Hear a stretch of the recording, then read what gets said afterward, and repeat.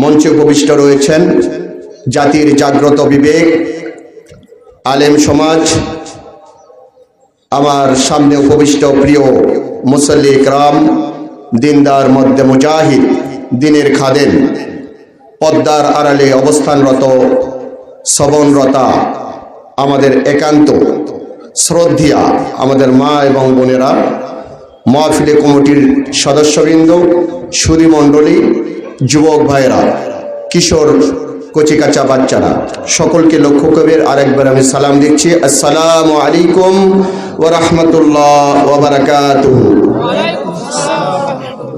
আপনারা কেমন আছেন? আলহামদুলিল্লাহ, আল্লাহ তাআলা আমাদেরকে ভালো রেখেছেন। প্রিয় ভাইরা, আমরা শুরুতেই প্রশংসা করি সেই মহান মাবুদের আলিশান দরবারে, যিনি একান্ত অনুগ্রহ করে আজকের শীতের এই রজনীতে আপনাকে আমাকে পৃথিবীর সমস্ত ব্যস্ততম কাজগুলোকে মাইনাস করে আল্লাহ রাব্বুল আলামিনের কোরআন এবং রসুলের সুন্নাহ হাদিস থেকে কিছু হাসিল করার জন্য জান্নাতের এই বাগানে আপনাকে আমাকে কবুল করেছেন। যিনি কবুল করেছেন সেই মাবুদের আলিশান দরবারে আমরা মস্তক অবনত চিত্তে তার শিখানো ভাষা দিয়ে কোরআনুল কারীমের সূরা আল ফাতিহার 2টি ওয়ার্ড দিয়ে আমরা তার শুকরিয়া জ্ঞাপন করছি। সকলে বলছি আলহামদুলিল্লাহ, রব্বানা লাকাল হামদ হামদান কাসীরান তাইয়্যিবান মুবারাকান ফি, ইয়া রাব্বি লাকাল হামদ কামা ইয়ানবাগি লিজালালি ওয়াজহিক ওয়া আযীমি সুলতানিক।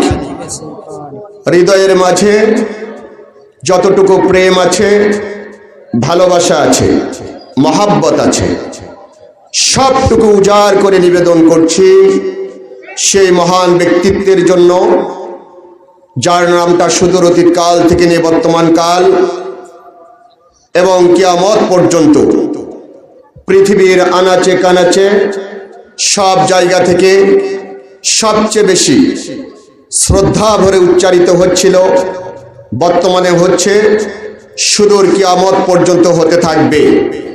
সেই নেতা যার আনিত আদর্শ গোটা বিশ্বের মানুষের মুক্তির একমাত্র দিশা, যার ব্যাপারে শুধু মুসলিম উম্মাহ না, যারা কোরআন বিরোধী, ইসলাম বিরোধী, রসুলের সুন্নাহ বিরোধী এমন অমুসলিমেরাও বলেছেন, nobody know the science except the holy prophet হযরত মুহাম্মদ রাসূলুল্লাহ সাল্লাল্লাহু আলাইহি ওয়াসাল্লাম।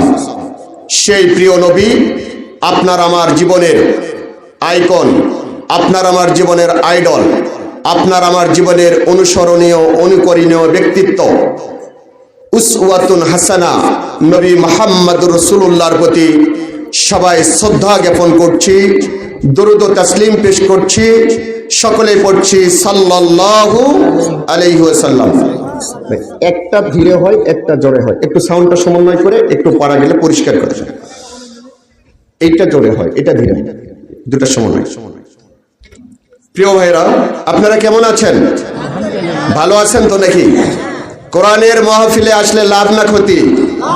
লাভ। তো লাভ যে জায়গায় সেই জায়গায় আমরা খুশি না বেজার? কিন্তু সেটা দুনিয়ার লাভ হলে, আখিরাতের লাভ হলে আমরা সেটাতে খুব বেশি খুশি হই না, তাই কি না বলেন? আখিরাতের লাভে যদি খুশি হয় তাহলে তো ফজরের সময় মসজিদ ফাঁকা হওয়ার কথা নয়। কিন্তু বলেন তো, জুমার দিনে যে পরিমাণ মুসল্লি হয়, ফজরের সময় কি সেই পরিমাণের হয়? এক শিকিও হয় না। তার মানে আমরা লাভের জায়গা থেকে দূরে আছি, কিন্তু যেই জায়গাতে লাভ সেই জায়গাতে আমাদের বেশি ভিড় করা দরকার, ঠিক কিনা বলেন? এটা শুধু দুনিয়ার লাভে আমরা করি, কিন্তু আখিরাতের লাভে আমরা বেমালুম ভুলে যাই। পারা যাবে আখিরাতের সফলতা যেখানে, আখিরাতের যেই জায়গাতে গেলে লাভবান হওয়া যাবে, সেই জায়গাতে আপনার আমার পদচারণা বেশি হবে। পারা যাবে ইনশাআল্লাহ? দেখি কেমন অ্যাক্টিভ আপনারা, একটু তাকবীর দেবেন। লিল্লাহে তাকবীর, লিল্লাহে তাকবীর। আল কোরআনের আলো। কিছু ভাই বলেননি, কিন্তু তারা সংসদ হয়তো বলবেন না, অন্তত বাড়িতে চালো এটা তো বলতে আর কোনো আপত্তি নাই নাকি? বাড়িতেও কিন্তু এখন কোরআন হাদিস জ্বলে না। জ্বলে? বাড়িতে যে কোরআন আছে ওইটা খুলে বের করলে দেখা যাবে 1 ইঞ্চি সর পড়ে গেছে, মাটির ধুলার পড়ে গেছে না? মানে বছরের পর বছর পার হয়েছে, এই কোরআন ধরা হয়নি, ছোঁয়া হয়নি, মোছা হয়নি, তেলাওয়াত হয়নি। ঠিক কিনা বলেন? এই জন্য সংসদেও জ্বালাতে হবে, বাড়িতেও, দুই জায়গাতে জ্বালাতে হবে। দেখি একটু এবার সবাই, আল কোরআনের আলো সংসদে জালো, আল কোরআনের আলো, আল কোরআনের আলো ঘরে ঘরে জালো, কোরআন হাদিস যেখানে আমরা আছি সেখানে। তাও সবাই নয়, ফিউজ সবাই বলবেন, কোরআন হাদিস যেখানে আমরা আছি সেখানে। লিল্লাহে তাকবীর, লিল্লাহে তাকবীর। আলহামদুলিল্লাহ। প্রিয় ভাইরা, আমি আমার পূর্বের যিনি আলোচক তিনি বলেছেন ইমান ভঙ্গের কারণ কয়টা? 10টা। সব বলতে পারছেন কিনা জানি না। উনি ইমান ভঙ্গের কারণ বলেছেন। আমি বলবো ইমান গ্রহণের শর্ত কি? ইমান গ্রহণ করতে হলে যে কয়টা শর্ত মানতে হয় সেই বিষয়ে আমি আলোচনা করবো ইনশাআল্লাহ। আর এইটা হলো মোট 4টি। কয়টি? তাহলে উনি বলেছেন 10টি, আমি বলবো 4টি। সময় আমার বেশি লাগবে না কম? কম লাগার কথা, তাই না? তাহলে আমরা 4টা অন্তত মুখস্থ করে নিই। ইমান গ্রহণের জন্য 4টি শর্ত লাগবে, আমরা সবাই মুখস্থ করে নিব যাতে করে এইটা ভুলে না যায়। কারণ ওয়াজ তো রাতেই শেষ হবে, সব যদি ভুলে যায় আমরা তো লাভবান হতে পারলাম না। এই জন্য এই 4টা পয়েন্ট অন্তত আমার পক্ষ থেকে মুখস্থ করে দিচ্ছি, এইটা যেন আপনার আমার জীবনে আজীবন আমরা স্মরণ রাখতে পারা যাবে। ঈমান গ্রহণের জন্য 4টি শর্ত মানতে হয়। 1 নাম্বার শর্ত হলো আল্লাহ তাআলার অস্তিত্বে বিশ্বাস করা। যারা বলেন কি? আল্লাহ তাআলার অস্তিত্বে বিশ্বাস করা। 2 নাম্বার হলো আল্লাহ তাআলার গুণাবলী, যে গুণগুলি আছে সেগুলোর প্রতি বিশ্বাস স্থাপন করা। নাম্বার 3 নম্বর হলো আল্লাহ রাব্বুল আলামিনের যে আদেশ এবং নিষেধগুলো আছে, অর্থাৎ আল্লাহর পক্ষ থেকে পাঠানো আইনগুলোকে মেনে নেওয়া। 4 নম্বর হলো আল্লাহ রাব্বুল আলামিনের কুদরত, আল্লাহর ক্ষমতাকে মেনে নেওয়া। কয়টা হলো ভাই? জোরে বলেন কয়টা? 1 নম্বর কি? আল্লাহর অস্তিত্বকে বিশ্বাস করা। 2 নম্বর কি? আল্লাহর গুণাবলীকে বিশ্বাস করা। 3 নম্বরটা কি? আল্লাহর আইন এবং বিধানগুলোকে, আদেশ এবং নিষেধগুলোকে মেনে নেওয়া।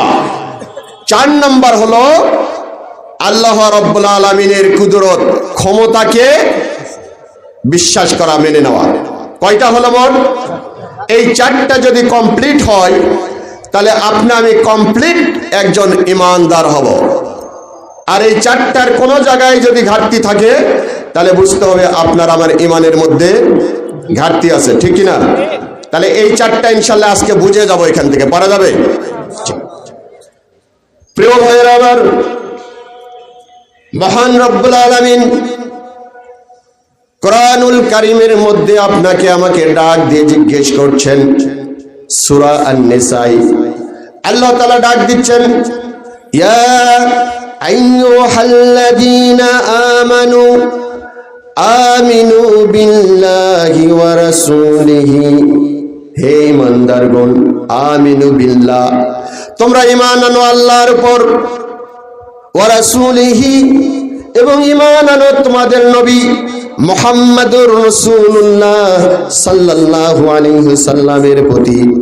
বলেন তো এই আয়াতে কারিমায় আল্লাহ রাব্বুল আলামিন কাদেরকে ডাক দিয়েছেন? কাদেরকে? কথা না বললে তো কথা হবে না ভাই, এরকম কেন? দিল ফিল মরে গেল নাকি? একটু সাউন্ড দেবেন। আল্লাহ কাদেরকে ডাক দিলেন? ইমানদারদেরকে ডাক দিয়ে বলছেন আমিনু বিল্লাহ, আল্লাহর প্রতি ঈমান আনো, ওয়া রাসূলিহি, এবং তোমাদের নবী মুহাম্মদুর রাসূলুল্লাহ সাল্লাল্লাহু আলাইহি সাল্লামের প্রতি ঈমান আনো। তাহলে ঈমানদারদেরকে ডাক দিয়ে বলা হচ্ছে আবার ঈমান আনো। কার উপর? আল্লাহর উপর ঈমান আনো, রাসূলের উপর ঈমান আনো। তার মানে ঈমান আনা কি আমাদের হয়েছে? কি বলেন, হয়েছে? আমরা তো সবাই নিজেদেরকে ঈমানদার দাবি করি, কিন্তু ঈমান কি আমাদের হয়েছে? যদি হইতো আবার আল্লাহ বলতো যে আমিনু বিল্লাহ, আমার প্রতি ঈমান আনো, রাসূলের উপর ঈমান আনো। তার মানে বোঝা যায়, এ ভাই একটু ইজি করেন না, একটু ইচ্ছা তো একটু ইজি করেন, ইজি করেন। তো আল্লাহ তাআলা বলছেন ঈমানদারেরা ঈমান আনো। আপনাদেরকে একটু ছোট্ট একটা উদাহরণ দেই। আমাদের জয়পুরহাট সরকারি কলেজ আছে না ভাই, ডিগ্রি কলেজ আছে না? এই কলেজে ইন্টারমিডিয়েট ভর্তি হওয়ার জন্য একজন ছাত্র বা ছাত্রী আসছে। ভর্তির কাজ কমপ্লিট করেছেন, করে ওই ছাত্র বা ছাত্রী উনি বের হয়ে ফিল্ড পর্যন্ত গিয়েছেন। এখন পিছন থেকে প্রিন্সিপাল ডাক দিয়ে বলছেন, তার নাম ধরে ডাকছেন যে তুমি আসো, তোমার ভর্তিটাকে কমপ্লিট করো। ভর্তিটাকে কি করো? কমপ্লিট করো। এখন ইনি ভর্তি হয়েছেন না হননি? ভর্তি হয়ে গেছেন তো, তাই না? ভর্তি হওয়ার ছাত্রকে ডাক দিয়ে আবার বলা হচ্ছে তুমি ভর্তি হও। এখন যদি এই ছাত্রটা বোকা স্টাইলের হয়, তাহলে মনে করবে প্রিন্সিপালের মাথার স্ক্রু মনে হয় ঢিল হয়েছে, আমি তো এখনই ভর্তি হয়ে আসলাম, আবার আমারে ভর্তি হতে বলে কেন? আর যদি ওই ছাত্র ওই ছাত্রী যদি ট্যালেন্ট হয়, বুদ্ধিমান হয়, তাহলে চিন্তা করবে আমারে তো কোনো পিয়ন ডাকেনি যে ভুল করতেছে, ডাকতেছেন যিনি তিনি হলেন এই কলেজের প্রিন্সিপাল। আর সবাই তো প্রিন্সিপাল হয় না, কি বলেন? সবাই হয়? প্রিন্সিপাল হওয়ার যোগ্যতা যার আছে সেই হয়, উনি তো যেন তেন কোনো মানুষ না। তো উনি আমি ভর্তি হয়ে আসার পরে আবার ভর্তি হইতে বলতেছেন, তার মানে নিশ্চয়ই আমার ভর্তির মধ্যে কোনো জায়গাতে ত্রুটি হয়েছে, ঠিক কিনা বলেন? ত্রুটি হয়েছে। কি ত্রুটিটা? হয়তো যে জায়গাতে ফটো দেওয়ার কথা ছিল ফটো দেওয়া হয়নি, অথবা যেখানে দস্তখত সিগনেচার করার কথা ছিল সিগনেচার হয়তো বাদ পড়েছে, অথবা যেই ফর্ম পূরণ করার কথা ছিল সেই ফর্ম পূরণ করা হয়নি। এই জন্য প্রিন্সিপাল বলছে যে আবার ভর্তি হও। এখন আল্লাহ তাআলা এখানে নিজে ডাক দিয়ে বলতেছেন, হে ঈমানদারগণ, তোমরা আমিনু বিল্লাহি ওয়া রাসূলিহি, তোমরা আবার ঈমান আনো। তার মানে আমাদের ঈমানের মধ্যে কোনো ভেজাল আছে নিশ্চয়ই, ঠিক কিনা বলেন? ঈমানদার শুধু দাবি করি, নামাজ পড়ি না, নিজেকে মুসলমান ঈমানদার খাঁটি মুসলিম হিসাবে দাবি করি, আল্লাহর বিধান মানি না, কোরআনের বিধান মানি না, ঠিক কিনা বলেন? ঈমানদার কিন্তু রমজান মাসে রোজা পালন করি না, ঈমানদার হজ ফরজ হয়েছে হজ করি না, ঈমানদারের উপর যাকাত ফরজ হয়েছে যাকাতের টাকায় যাকাত আদায় করি না।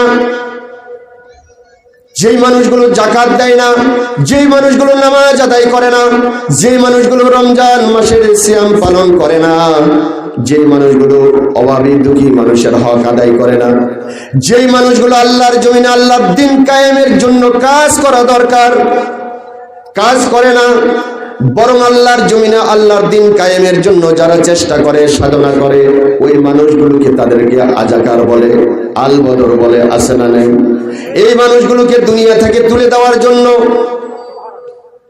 এদেরকে ফাঁসির কাস্টে তোলার জন্য মিথ্যা সাক্ষীর ব্যবস্থা করে, এদেরকে ফাঁসি দিয়ে দুনিয়া থেকে বিদায় করে দেওয়ার জন্য মিথ্যা সাক্ষী জোগাড় করে বিদেশ থেকে ভুয়া লয়ার নিয়ে আসে, বিচারপতিদেরকে ঘুষ দিয়ে বিভিন্ন প্রকার ফ্যাসিলিটি দিয়ে তাদেরকে অবৈধ রায় লিখতে বাধ্য করে। এই লোকগুলো তো নিজেকে ঈমানদার হিসাবে দাবি করে, ঠিক কিনা বলেন? বরং বলে তোমাদের চেয়ে আমাদের ঈমান ভালো আছে, কারণ আমরা তো অনেকগুলো মডেল মসজিদ তৈরি করেছি, ঠিক কিনা? একজন টুপি পরা আমার চেয়ে বড় টুপি, আমার টুপির হাইট খুব বেশি বড় নয়, এর চেয়ে বড় হাইট আলা টুপি, আমার জুব্বার যে মূল্যের চেয়ে অনেক দামি জুব্বা পরা মানুষ, কোটি পরা মানুষ, ইসলামের পোশাক লিবাস পরা, উনি দাঁড়িয়ে বলছে আপনি যতগুলো মসজিদ তৈরি করেছেন নিশ্চয়ই আপনি জান্নাতি হয়ে গেছেন। জোরে বলেন আলহামদুলিল্লাহ। কে জান্নাতি কে জাহান্নামী পৃথিবীর কোনো মানুষ এটা যাচাই বাছাই করতে পারে না। স্পষ্ট হাদিস মিশকাতুল মাসাবিতে আল্লাহ রাসূল একবার একটা ছোট বাচ্চা মারা গেছে। তা আমাদের মা উম্মাহাতুল মুমিনিন মাইশা সিদ্দিকা ওই ছোট বাচ্চাটা মারা যাওয়ার কথা শুনে তিনি বলছেন সে তো একটা জান্নাতের পাখি। কি এরকম আমরা বলি না অনেক সময়? আল্লাহ রাসূল রাগ করলেন, বললেন আয়েশা তুমি কি বললে? কে জান্নাতের পাখি আর কে জাহান্নামের পাখি এটা জাজ করার ক্ষমতা তো তোমার নেই, আমার নেই। এটা সরাসরি জান্নাতের মালিক আল্লাহ, তিনি এটা জাজ করবেন। ঠিক কিনা বলেন? ভালো কাজের জন্য আমরা প্রশংসা করতে পারি, মন্দ কাজের জন্য আমরা তিরস্কার করতে পারি, কিন্তু কাউরে জান্নাত বা জাহান্নামের সার্টিফিকেট দিতে পৃথিবীর কোনো মানুষ নয়, নবীরাও দেয়নি। ঠিক কিনা বলেন? নবীরা যা সার্টিফিকেট দিয়েছে আশারায়ে মুবাশশিরা, এটা আল্লাহর পক্ষ থেকে তিনি অবহিত হয়ে তারপরে তিনি বলেছেন তুমি হলে আহলে জান্নাত। জোরে বলেন সুবহানাল্লাহ। প্রিয় ভাইরা, তাহলে ইসলাম বিরোধী কাজে নিয়োজিত আলেম ওলামাদের বিরুদ্ধাচরণ করে, কোরআনের বিরোধিতা করে, এমন লোকগুলো নিজেদেরকে ইমানদার হিসাবে দাবি করে। এখন আমাদের ইমানটাকে যদি কার্যকরী হক ইমানের অধিকারী হতে চাই, তাহলে এই যে চারটি সত্য আমি বলেছি এই চারটি সত্য কমপ্লিট করতে হবে। তাহলে আমরা কমপ্লিটলি একজন ইমানদার মুমিন মুসলমান হতে পারবো। ঠিক কিনা বলেন? এই চারটি কাজের মধ্যে কোনোটাকেই বাদ দেওয়ার কোনো সুযোগ নেই। চারটি কাজ আপনার আমার জন্য জরুরি। চারটার সমন্বয়ে ইমানের পরিপক্কতা আসবে, পূর্ণতা আসবে। আর ইমান এবং আমলে সালেহ যে ব্যক্তি করবে সে ব্যক্তি কোথায় যাবে? জান্নাতে যাবে। আল্লাহ রাব্বুল আলামিন কোরআনুল কারীমের মধ্যে বলেছেন ইন্নাল্লাযীনা আমানু ওয়া আমিলুস সালিহাত লাহুম জান্নাতুন তাজরি মিন তাহতিহাল আনহার যালিকাল ফাওজুল কাবীর। আল্লাহ তাআলা বলছেন যারা ঈমান আনে আমলে সালেহ করে এই ব্যক্তিগুলোর জন্য রয়েছে এমন জান্নাত যে জান্নাতের নিচ দিয়ে প্রবাহিত হচ্ছে সতত প্রবাহিত ঝর্ণা ধারা। যালিকাল ফাওজুল কাবীর। আর এটাই হলো তোমাদের জীবনের সবচেয়ে বড় সফলতা। সুবহানাল্লাহ। আমরা মনে করি এমপি হয়ে গেলেই আমি সফল হয়ে গেলাম, মন্ত্রী হয়ে গেলেই সফল হয়ে গেলাম, প্রেসিডেন্ট প্রধানমন্ত্রী হলে সফল হয়ে গেলাম, তাই মনে করি না? এই জন্য ক্ষমতায় বসলে আর কেউ নামতে চায় না। প্রয়োজন বোধে দিনের ভোট রাতেই দেওয়া নেওয়া হবে, ভোটারদেরকে বন্ধ করে নিজেই সিল মারা হবে, তাও ক্ষমতা থেকে যেন নামতে না হয়। ঠিক কিনা বলে? ক্ষমতাটাকে আমরা সফলতার শিখর মনে করি, কিন্তু এই ক্ষমতায় টিকে রাখার জন্য যিনি দড়ি ধরে আছেন, সুতার মাথা ধরে আছেন, তারে আমরা ভুলে যাই ক্ষমতায় বলে। ঠিক কিনা বলেন? কিন্তু আল্লাহ বলেন লিলানজুরা কাইফা তা'মালুন, আমি ক্ষমতা দেই, তাকিয়ে থাকি তোমার দিকে, তুমি কত দূর যেতে পারো। যখন জুলুম এবং নির্যাতনের শেষ সীমানায় পৌঁছে যাও, তখন আমি আর তোমাকে এক সেকেন্ড সময় দেই না, তোমার দড়ি টান দিই, তুমি আর দেশেই থাকতে পারো না, এক টানে দিল্লিতে চলে যাও। ঠিক কিনা বলেন? প্রিয় ভাইরা, তাহলে সফলতা হলো ঈমান এবং আমলে সালের উপরে। এই দুইটা যদি মানি তাহলে আমরা হব জান্নাতি।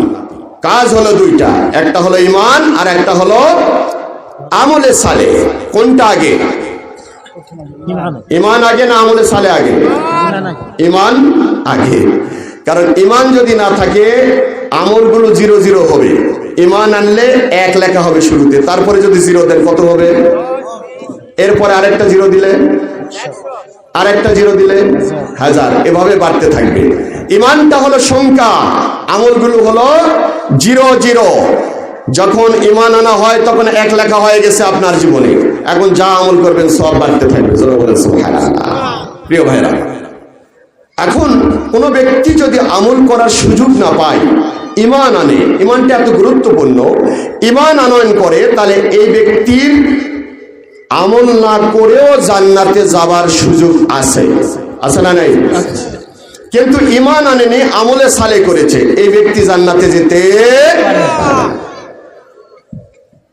ঈমান নিয়ে আসার পরে যদি আমলের সুযোগ না পাওয়া যায়, এই ঈমানটাই তার জান্নাতে যাওয়ার জন্য উপযোগী হয়ে যেতে পারে।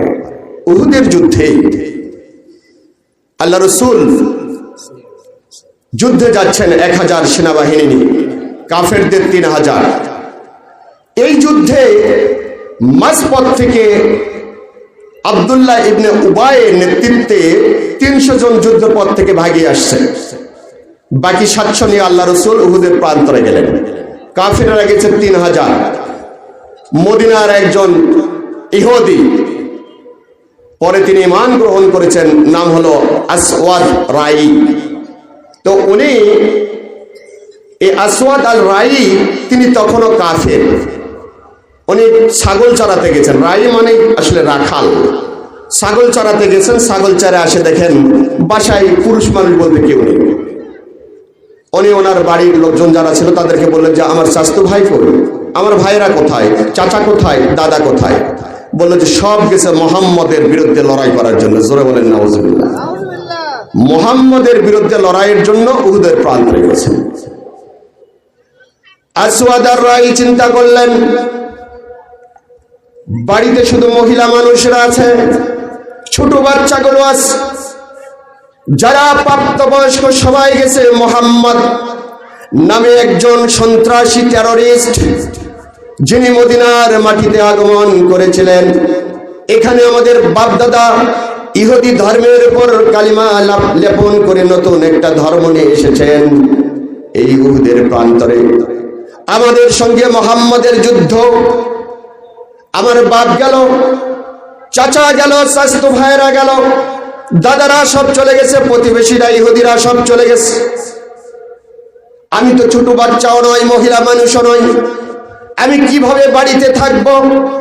যাব ওই উহুদের প্রান্তরে মুহাম্মদের কাল্লা কাটবো। জোরে বলেন নাউজুবিল্লাহ। এরকম আলেম ওলামাদের কাল্লা কাটার জন্য, আলেম ওলামাদেরকে হত্যা করার ষড়যন্ত্র পরিকল্পনাকারী মনে হয় আমাদের বাংলাদেশে নাই? আছে না? নাই, ছিল না মনে হয় এতদিন। এখন একটু ডিভার্স, এখন একটু আন্ডারগ্রাউন্ডে গেছে, মাঝে মাঝে উকি দিচ্ছে। সীমান্তের ওই প্রান্ত থেকে বলতেছে আসতেছি অল্প দিনের মধ্যে। ঠিক না? আমরাও বলেছি আসেন আসেন, এখানে পুলিশ বাহিনী রেডি আছে আপনাদেরকে গ্রেফতার করার জন্য। এতদিন ধরে আলেমদেরকে ধরেছেন, ফাঁসির কাস্টে তুলেছেন, রিমান্ডে নিয়েছেন, উল্টা করে পা টাঙ্গায় নিচের দিকে মাথা করে ইমামদের পিটাইছেন। এইটা প্রতিশোধ নেবার সময় তো কেবল আসতেছে, আসেন। ভুলকাভুলকি করেন কেন? তার কাটা পার হন। ঠিক না বলেন? এই যে আসওয়াদ আল রাই, তিনি চিন্তা করলেন মুহাম্মদের কাল্লাটা যদি আমি কাটতে পারি তাহলে আমি শ্রেষ্ঠ বীর হব। এই নিয়ত করে ধারালো একটি তরবারি নিয়ে তিনি উহুদের প্রান্তরে সবাই চলে গেছে, একা একা পথ হাঁটতে শুরু করলেন। যাইতে যাইতে চিন্তা করলেন কার বিরুদ্ধে লড়াই করার জন্য যাচ্ছি? যে মুহাম্মদের বিরুদ্ধে লড়াই করার জন্য আমার বাপ গেছে, চাচা গেছে, ভাইয়েরা গেছে, চাচাতো ভাইয়েরা গেছে, মুশরিকেরা গেছেন, কাফেররা গেছেন। এই মুহাম্মদ রাসূলুল্লাহ সাল্লাল্লাহু আলাইহি সাল্লাম তো মদিনাতে বেশ কিছুদিন আগে আসছেন। ওনার স্বভাব চরিত্র তো কখনো খারাপ দেখিনি। মুহাম্মদ তো একজন ভালো মানুষ। মন্ত্রের মধ্যে একা একাই তিনি আওড়াচ্ছেন, কেন মুহাম্মদেরকে আমি মারার জন্য যাব? মুহাম্মদ কি আমার কোনো ক্ষতি করেছেন? তার মানে ঈমান পয়দা শুরু হয়েছে। ঠিক কিনা বলেন? ঈমান যদি কারো ভাগ্যে থাকে অটোমেটিকলি এরভাবে ঈমান উঠতে থাকে। চিন্তা করছেন বাপ গেল, চাচা গেল, সবাই গেল, কার বিরুদ্ধে লড়াই করার জন্য গেল? গেল মুহাম্মদের বিরুদ্ধে। আরে মুহাম্মদের চেয়ে শ্রেষ্ঠ কোনো মানুষই তো দেখি না। এই লোকটা জীবনে কখনো মিথ্যা বলে না, এই লোকটা কারোর সঙ্গে খারাপ ব্যবহার করে না, অসৎ আচরণ করে না।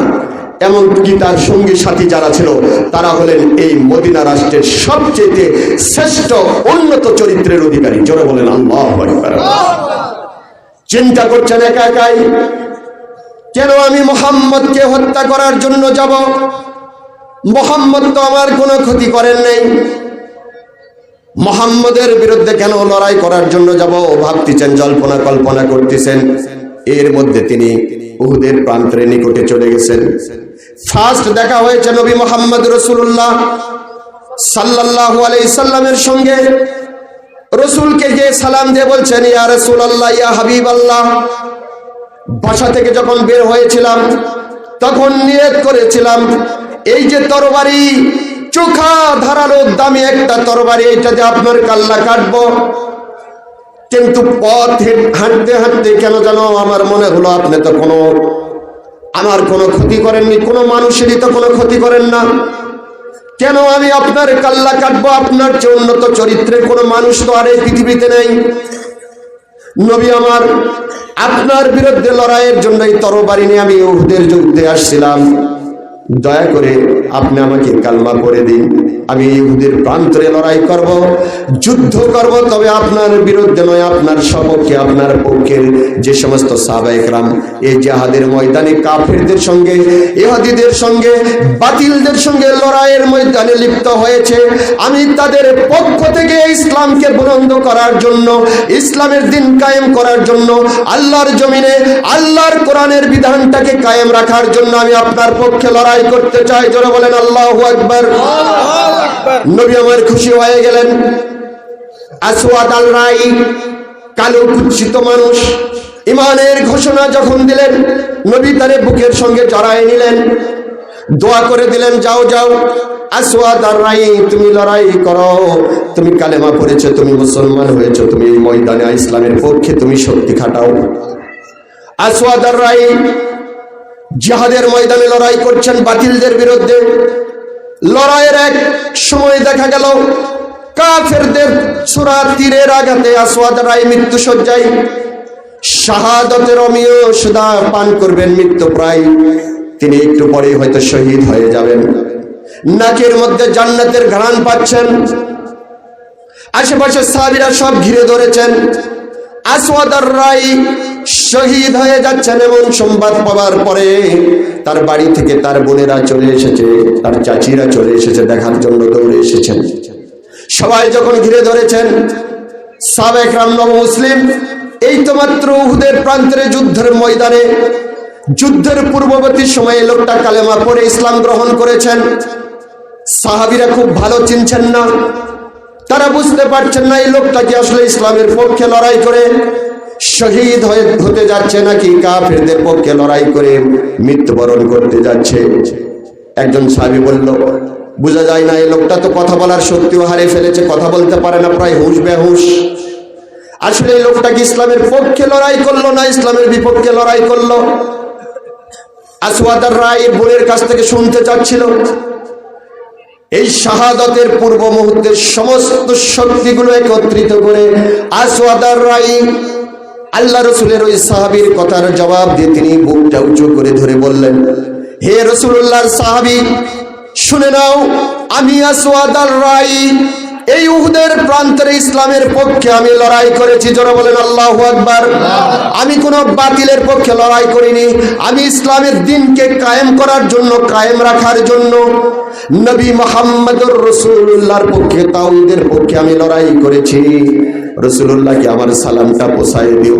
জোরে বলেন আল্লাহু আকবার। এর মধ্যে আসওয়াদ আর রাই শাহাদাতের অমীয় সুধা পান করলেন। আল্লাহ রসুলের কাছে সাহাবায়ে কেরাম সংবাদ দিলেন, আপনার হাতের সঙ্গে হাত দিয়ে যেই সাহাবী নবমুসলিম আসওয়াদ আর রাই কালেমা পড়ে জিহাদের ময়দানে উহুদের প্রান্তরে গেল, তিনি এই জিহাদের ময়দানে বাতিলের ছোরার তীরের আঘাতে তিনি শাহাদাত বরণ করেছেন, আপনাকে সালাম দিয়েছেন। আল্লাহ রসুল বললেন, যাও যাও, আমাকে একটু নিয়ে যাও। আসওয়াদ আর রাই কোথায় আছে, আমাকে একটু সেই জায়গায় নিয়ে যাও। আসওয়াদ আর রাইয়ের কাছে যখন আল্লাহ রসুলকে নিয়ে আসা হলো, আল্লাহ রসুল দেখলেন তিনি শাহাদাত বরণ করেছেন।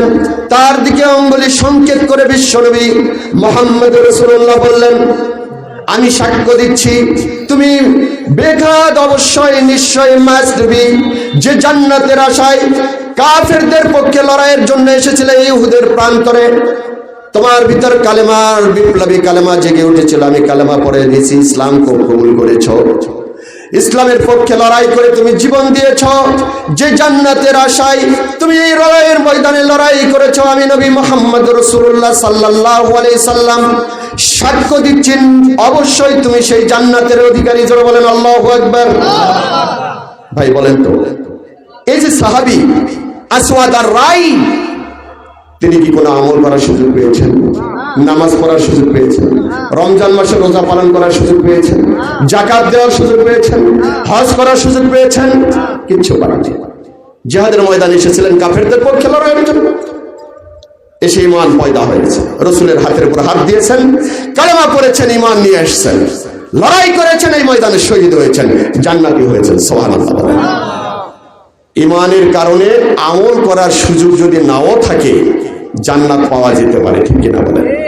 কিন্তু ঈমান যদি না থাকে হাজারো আমল করে কোনো লাভ, আমল দিয়ে জান্নাত পাওয়া যাবে না যদি ঈমানটা না থাকে।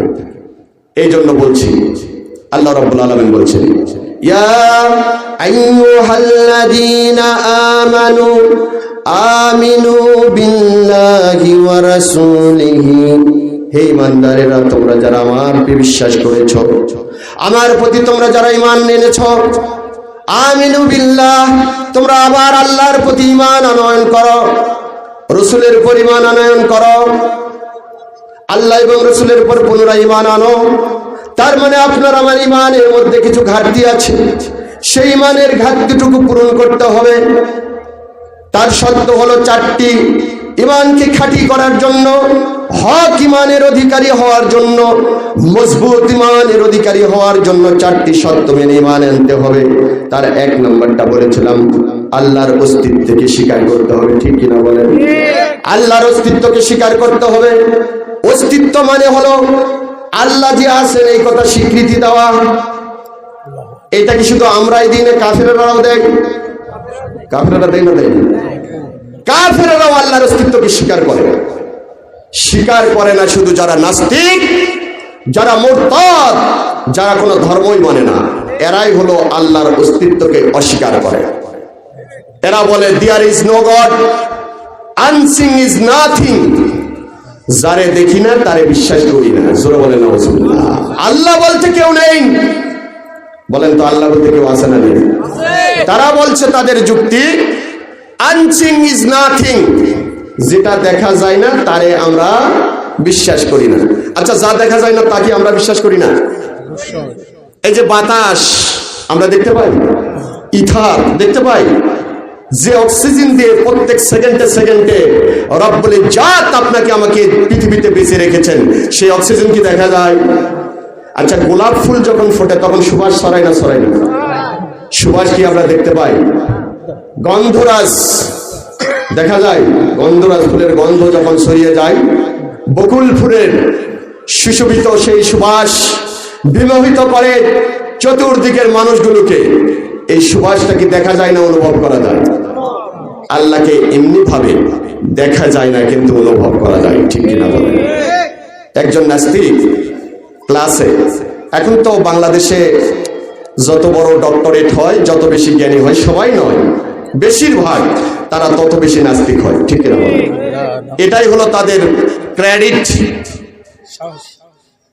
যে বড় বড় জ্ঞানী হয়ে গেলে তখন ওরা বলতে শুরু করে। এক সময় গবেষণা করে করে দেখলাম যে আসলে আল্লাহ বলতে কেউ নেই, যা হয় তা এমনি এমনি হয়। জোরে বলেন না? এর চেয়ে বড় ছাগল আর পাগল পৃথিবীতে আছে বলে আমার মনে হয় না। আপনাদের কি মনে হয়, ঠিক কিনা বলেন? এরকম এক পাগল ঢাকা বিশ্ববিদ্যালয় ছিল, মারা গেছে, ওটা নাম হলো হুমায়ুন আজাদ। আলেমেরা বলছে ওই আজাদ নয়, আসলে ওই অজাদ। ওই মরার আগে বলছিল দেয়ার ইজ নো গড, আল্লাহ বলতে কিচ্ছু নাই। এ বেলা ভাই মদ খেয়ে নাও, কাল নিশিতে ভরসা কই, চাঁদনি জাগবে যুগ যুগ ধরে, আমরা তো কেউ রব না সই। নগদ যা পাও হাত পেতে নাও, বাকির খাতা শূন্য থাক, দূরের বাদ্য লাভকে শুনে মাঝখানে যে বেজাই ফাঁক। জোরে বলেন নাউজুবিল্লাহ। কবি ওমর খাইয়াম নাস্তিক বলেছেন এই কবিতা। তিনি বলছেন এই কথা দিয়ে, এ বেলা ভাই মদ খেয়ে নাও, তার মানে দুনিয়াতে মদ খাও, ধর্ষণ করো, নারীদের সঙ্গে জেনা করো, নগদ যা পাও হাত পেতে নাও, মানে দুনিয়াটা হলো নগদ, বাকির খাতা শূন্য থাক, তার মানে বলতে চাচ্ছেন বাকির খাতা বলতে আখেরাত শূন্য থাক, দূরের বাদ্য লাভ কি শুনে মাঝখানে যে বেজাই ফাঁক। উনি বলছে হুজুরদের মোল্লাদের কথা শুনবেন। এই যে আমাদের আলামিন ভাই, আমার শ্রদ্ধাভাজন পেশ ইমাম কেন্দ্রীয় মসজিদে, তো বলছে মোল্লাদের কথা শুনে লাভ কি? মোল্লারা বলে মরার পরে কবরের মধ্যে যায় জান্নাতের সুখ পাওয়া যাবে, এরপরে ভিসার হবে, হাসর হবে, তারপরে জান্নাতে হুর পাওয়া যাবে। কবে লাগা দেখলে হবে তার কোনো গ্যারান্টি ওয়ারেন্টি কেউ নাই, কেউ দেখে আসে বলেও না। সুতরাং এটা বিশ্বাস করার দরকার নাই। ওইটার আশায় নগদ নগদ বাংলাদেশের সুন্দরী হুরগুরু বাদ দেওয়া যাবে না। যারে যেখানে পাও তারাই ধর্ষণ করো। জোরে বলেন নাউজুবিল্লাহ। জান্নাতের শরাব কখন পাবো, হাউজে কাউসার কখন পাবো, এইটার আশায় নগদ মদগুলো বাদ দেওয়ার দরকার নাই। এই আজাদ, হুমায়ুন আজাদ, এই মদ খাইতে খাইতে মারা গেছে। মারা যাওয়ার আগে ওনার ওসিয়ত ছিল যে আমি যখন মরব কোনো দাফন কাফন হবে না। আরেকবার নাউজুবিল্লাহ। দাফন কাফন করা যাবে না। ঢাকা মেডিকেল কলেজে আমার লাশ দিবা, সেখানে মেডিকেলের ছাত্র ছাত্রীরা আমার লাশকে কাটাছিড়া করে তারা অপারেশন শিখবে। তা মারা গেল। এখন যেহেতু বুদ্ধিজীবী, বুদ্ধি বেছে খাই যারা, তারা হলো বুদ্ধিজীবী। তো বুদ্ধিজীবীর ওসিয়ত তো মানাই লাগবে। ওনার লাশ ওসিয়ত মতে ঢাকা বারডেম হাসপাতালে ডিপ ফ্রিজের মধ্যে রাখা হলো। কয়েকদিন পর ঢাকা মেডিকেলে পাঠিয়ে দেওয়া হলো। তো ঢাকা মেডিকেলে যখন লাশ নেওয়া আসা হচ্ছিল, তখন ওই ঢাকা বিশ্ববিদ্যালয়ের ছাত্র ছাত্রী সব রাস্তায় দাঁড়িয়ে যায়, বলছে মাপ চাই আল্লাহর রাস্তায়, এই নাস্তিকটারে আমাদের কাছে নিয়ে আসবেন না। আল্লাহু আকবার। এই ব্যাটারে নিয়ে আসলে এর কাটাছিড়া করে যে ডাক্তারি শিখবো, এই ডাক্তারিতে যত অপারেশন করব সব রোগী মরবে, একটাও বাঁচবে না। কারণ এই নাস্তিককে কাটি আমরা অপারেশন শিখতে চাই না। জোরে বলেন আল্লাহু আকবার। যে আল্লাহকে অস্বীকার করে, যে নাস্তিক হয়, যে মুরতাদ হয়, যে ইসলাম বিরোধী হয়, যে কোরআন বিরোধী হয়, যে রাসূলের সুন্নাহ মানে না, তার পরিণতি দুনিয়াতেও এমন অপমানজনক হবে, আখিরাতে লজ্জাজনক অবস্থা তাকে জাহান্নামে নিক্ষেপ করা হবে। ঠিক কিনা বলেন? প্রিয় ভাইয়েরা, তাওহীদের উপর পূর্ণ ঈমান রাখতে হবে। এরপরে লাশ ফিরে নিয়ে যাওয়া হলো। যেহেতু কেউ নিচ্ছে না, কোনো জায়গায় কোনো বিশ্ববিদ্যালয়, কোনো মেডিকেল কলেজ নাই, শেষে ঘুরে নিয়ে যাওয়া ডিপ ফ্রিজের মধ্যে রাখছে। কয়েকদিন পরে পচে দুর্গন্ধ এমন অবস্থা হয়েছে যে ওই লাশ নিয়ে যদি এখন রাস্তায় ফেলে দেওয়া হয়, তাহলে আমাদের দেশে কুকুর শিয়ালেরাও খাবে না। কারণ কুকুর হলেও তো তার একটা রুচিবোধ আছে। ঠিক কিনা বলেন? আমার দেশের কুকুর এত অভদ্র নয়, এত রুচিহীন নয় যে পচা লাশ ওই হুমায়ুন আজাদের লাশ খাবে। ঠিক কিনা বলেন? প্রিয় ভাইরা, এরকম একজন নাস্তিক টিচার বিশ্ববিদ্যালয়ে ক্লাস নিচ্ছেন। ক্লাস নিতে নিতে একসময় বললেন, ছাত্ররা, মানে আমাদের ছাত্র ছাত্রীদেরকে, কমলমতি যারা গ্রামে থাকে তারা কিন্তু নামাজ রোজা অনেক ভালো করে, এরপরে দেখবেন বিশ্ববিদ্যালয়ে যায়, আস্তে আস্তে দিন থেকে, ইসলাম থেকে দূরে নিয়ে যায়, কারণ ওই টিচারদের প্রভাবগুলো তাদের উপর পড়ে। ঠিক কিনা বলেন? এই জন্য আপনার পারিবারিক ইসলামী শিক্ষা যদি না থাকে, সামাজিক শিক্ষা যদি দিয়ে আমরা বিশ্ববিদ্যালয়গুলোতে আমাদের ছেলে মেয়েদেরকে না পাঠাতে পারি, ওই নাস্তিকদের খপ্পরে পড়ে এরাও আস্তে আস্তে নাস্তিকতার দিকে চলে যায়। এই জন্য পারিবারিক ইসলামিক শিক্ষা, সামাজিকভাবে ইসলামিক শিক্ষা দিয়ে তারে আপনার ডাক্তার বানান, কবিরাজ বানান, ডিসি বানান, ম্যাজিস্ট্রেট বানান। ও ভালো ডাক্তার হবে, ধর্মীয় ম্যাজিস্ট্রেট হবে, ও ধর্মীয় ডিসি হবে। ঠিক কিনা বলেন? ধর্ম মেনে চলবে। এই জন্য ধর্মীয় শিক্ষাটা প্রাথমিকভাবে দিতে হবে। তো এই টিচার বিশ্ববিদ্যালয়ে ক্লাস নিচ্ছেন। তো একসময় বললেন, এই ছাত্র ছাত্রীরা, জানালার ফাঁকা দিয়ে দেখো তো, ওই যে আকাশের উপর জল জল করছে একটা সূর্য, তোমরা কি এটা দেখো? সবাই বললে, হ্যাঁ স্যার দেখতে পাই। তো বললো যে ওই পাশ দিয়ে দেখো একটা বড় বাঁশ বাগান, এটা দেখা যায়। ওই পাশে দেখো একটা আম গাছ, আম গাছে আম ধরে আছে, তোমরা সেটি দেখতে পাও? হ্যাঁ স্যার দেখা যায়। এরপরে মানে সূক্ষ্ম কৌশল করে বলছে, এরপর বলছেন যে তোমরা কি আল্লাহকে কি কখনো দেখেছো বা দেখতে পাচ্ছ? ছাত্ররা সবাই বলছে যে না স্যার, আমরা তো দেখতে পাই না আল্লাহকে। এখন ওই টিচার বলছে যে দেখো, আসমানে ওই সূর্য আছে বলে এই সূর্য দেখা যায়, বাঁশবাগান আছে বলে এই বাঁশবাগান দেখা যায়, ওই আম গাছে আম ধরছে বলে আম গাছে আম দেখা যায়। তোমাদের রব আল্লাহ যদি থাকতো, আল্লাহরেও দেখা যেত। সুতরাং আল্লাহরে দেখা যায় না, অতএব আল্লাহ নেই। জোরে বলেন না? আসলে কি আল্লাহ নেই? ওই নাস্তিকের কথা হলো যে আল্লাহ। তো ওখানে একজন পারিবারিক ইসলামী শিক্ষা কিছু ছিল, কিছু তো থাকে আমাদের, থাকে না ভাই? ছাত্ররা প্যান্ট শার্ট পরে থাকে, কিন্তু ইসলামের কিছু অনুভূতি আছে, এরকম লোক কি নাই? তোর মধ্যে একজন ছিল এরকম, ফ্যামিলিতে ইসলাম প্র্যাকটিস ছিল। তো বলছে, স্যার সবাই বন্ধুরা একমত হয়েছে, আমিও আপনার কথার সঙ্গে একমত, তবে তার আগে আপনার সঙ্গে আমার একটা কথা আছে। তো স্যার বলছে, কি কথা? বলছে, যেহেতু আমি কথা বলবো, আপনি যদি একটু আমাকে টেজটা ছাড়ে দেন, আমি একটু টেজে দাঁড়াতে চাই। স্যার বলছে ঠিক আছে আসো আসো, তো দাঁড়িয়ে দিচ্ছে। এবার বন্ধুদেরকে লক্ষ্য করে বলছেন যে এই বন্ধুরা, বান্ধবীরা দেখো তো, এই যে স্যার আমাদেরকে যে থিওরি দিলেন, বুদ্ধিজীবী স্যার, স্যারের মাথায় চুল আছে এটা দেখা যায়? আচ্ছা হ্যাঁ, সাইডে কিছু চুল আছে দেখা যায়, মাঝখানে তো চুল নাই, কারণ বুদ্ধিজীবীদের মাথার মাঝখানে কিন্তু চুল থাকে না, একবারে ইন্টারন্যাশনাল এয়ারপোর্ট চকচক ছকছক, এত বুদ্ধি, বুদ্ধির ঠেলায় চুলই থাকে না, ঠিক কিনা বলেন? বেশিরভাগই তাই দেখবেন। তো বলছে হ্যাঁ সাইডে কিছু চুল দেখা যায়। তো স্যারের কান আছে দেখা যায়, দেখা যায়, চোখ দেখা যায়, নাক দেখা যায়, হ্যাঁ দেখা যায়, হাত আছে দেখা যায়, এইভাবে করে একটা একটা করে অঙ্গ সব বলে বলার পরে হ্যাঁ সব দেখা যায়। আচ্ছা স্যারের মাথার মধ্যে যে ব্রেন আছে এটা তোমরা দেখতে পাও? সব ছাত্র ছাত্রীরা বলছে না তো, স্যারের মাথার ব্রেন তো দেখা যায় না। এবার এই ছাত্র বলছে শোনো বন্ধুরা, এই স্যারের কান আছে বলে কান দেখা যায়, চোখ আছে বলে চোখ দেখা যায়, নাক আছে বলেই নাক দেখা যায়, চুল আছে মাথায় কয়েক গাছা তাই চুল দেখা যায়। স্যারের মাথায় যদি ব্রেন থাকতো ব্রেনটাও আপনারা দেখতে পাইতেন। সুতরাং যে বেটার মাথার ব্রেন নাই দেখা যায় না, যার মাথায় ব্রেন নেই এগুলো একটা মেন্টাল পাগল। এই পাগলের কথা শুনে কেউ বিশ্বাস করবে না যে আল্লাহ নাই।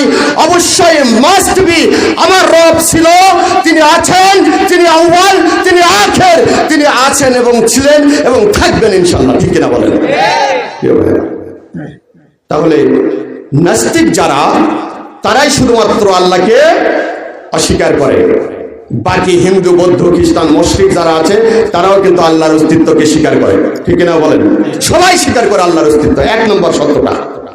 আমরা যখন ইতিহাস যদি পড়ি তাহলে দেখা যাবে যে রাসূল সাল্লাল্লাহু আলাইহি সাল্লামের আগমনের পূর্বেও কাফেররা এক আল্লাহর অস্তিত্বকে স্বীকার করেছেন।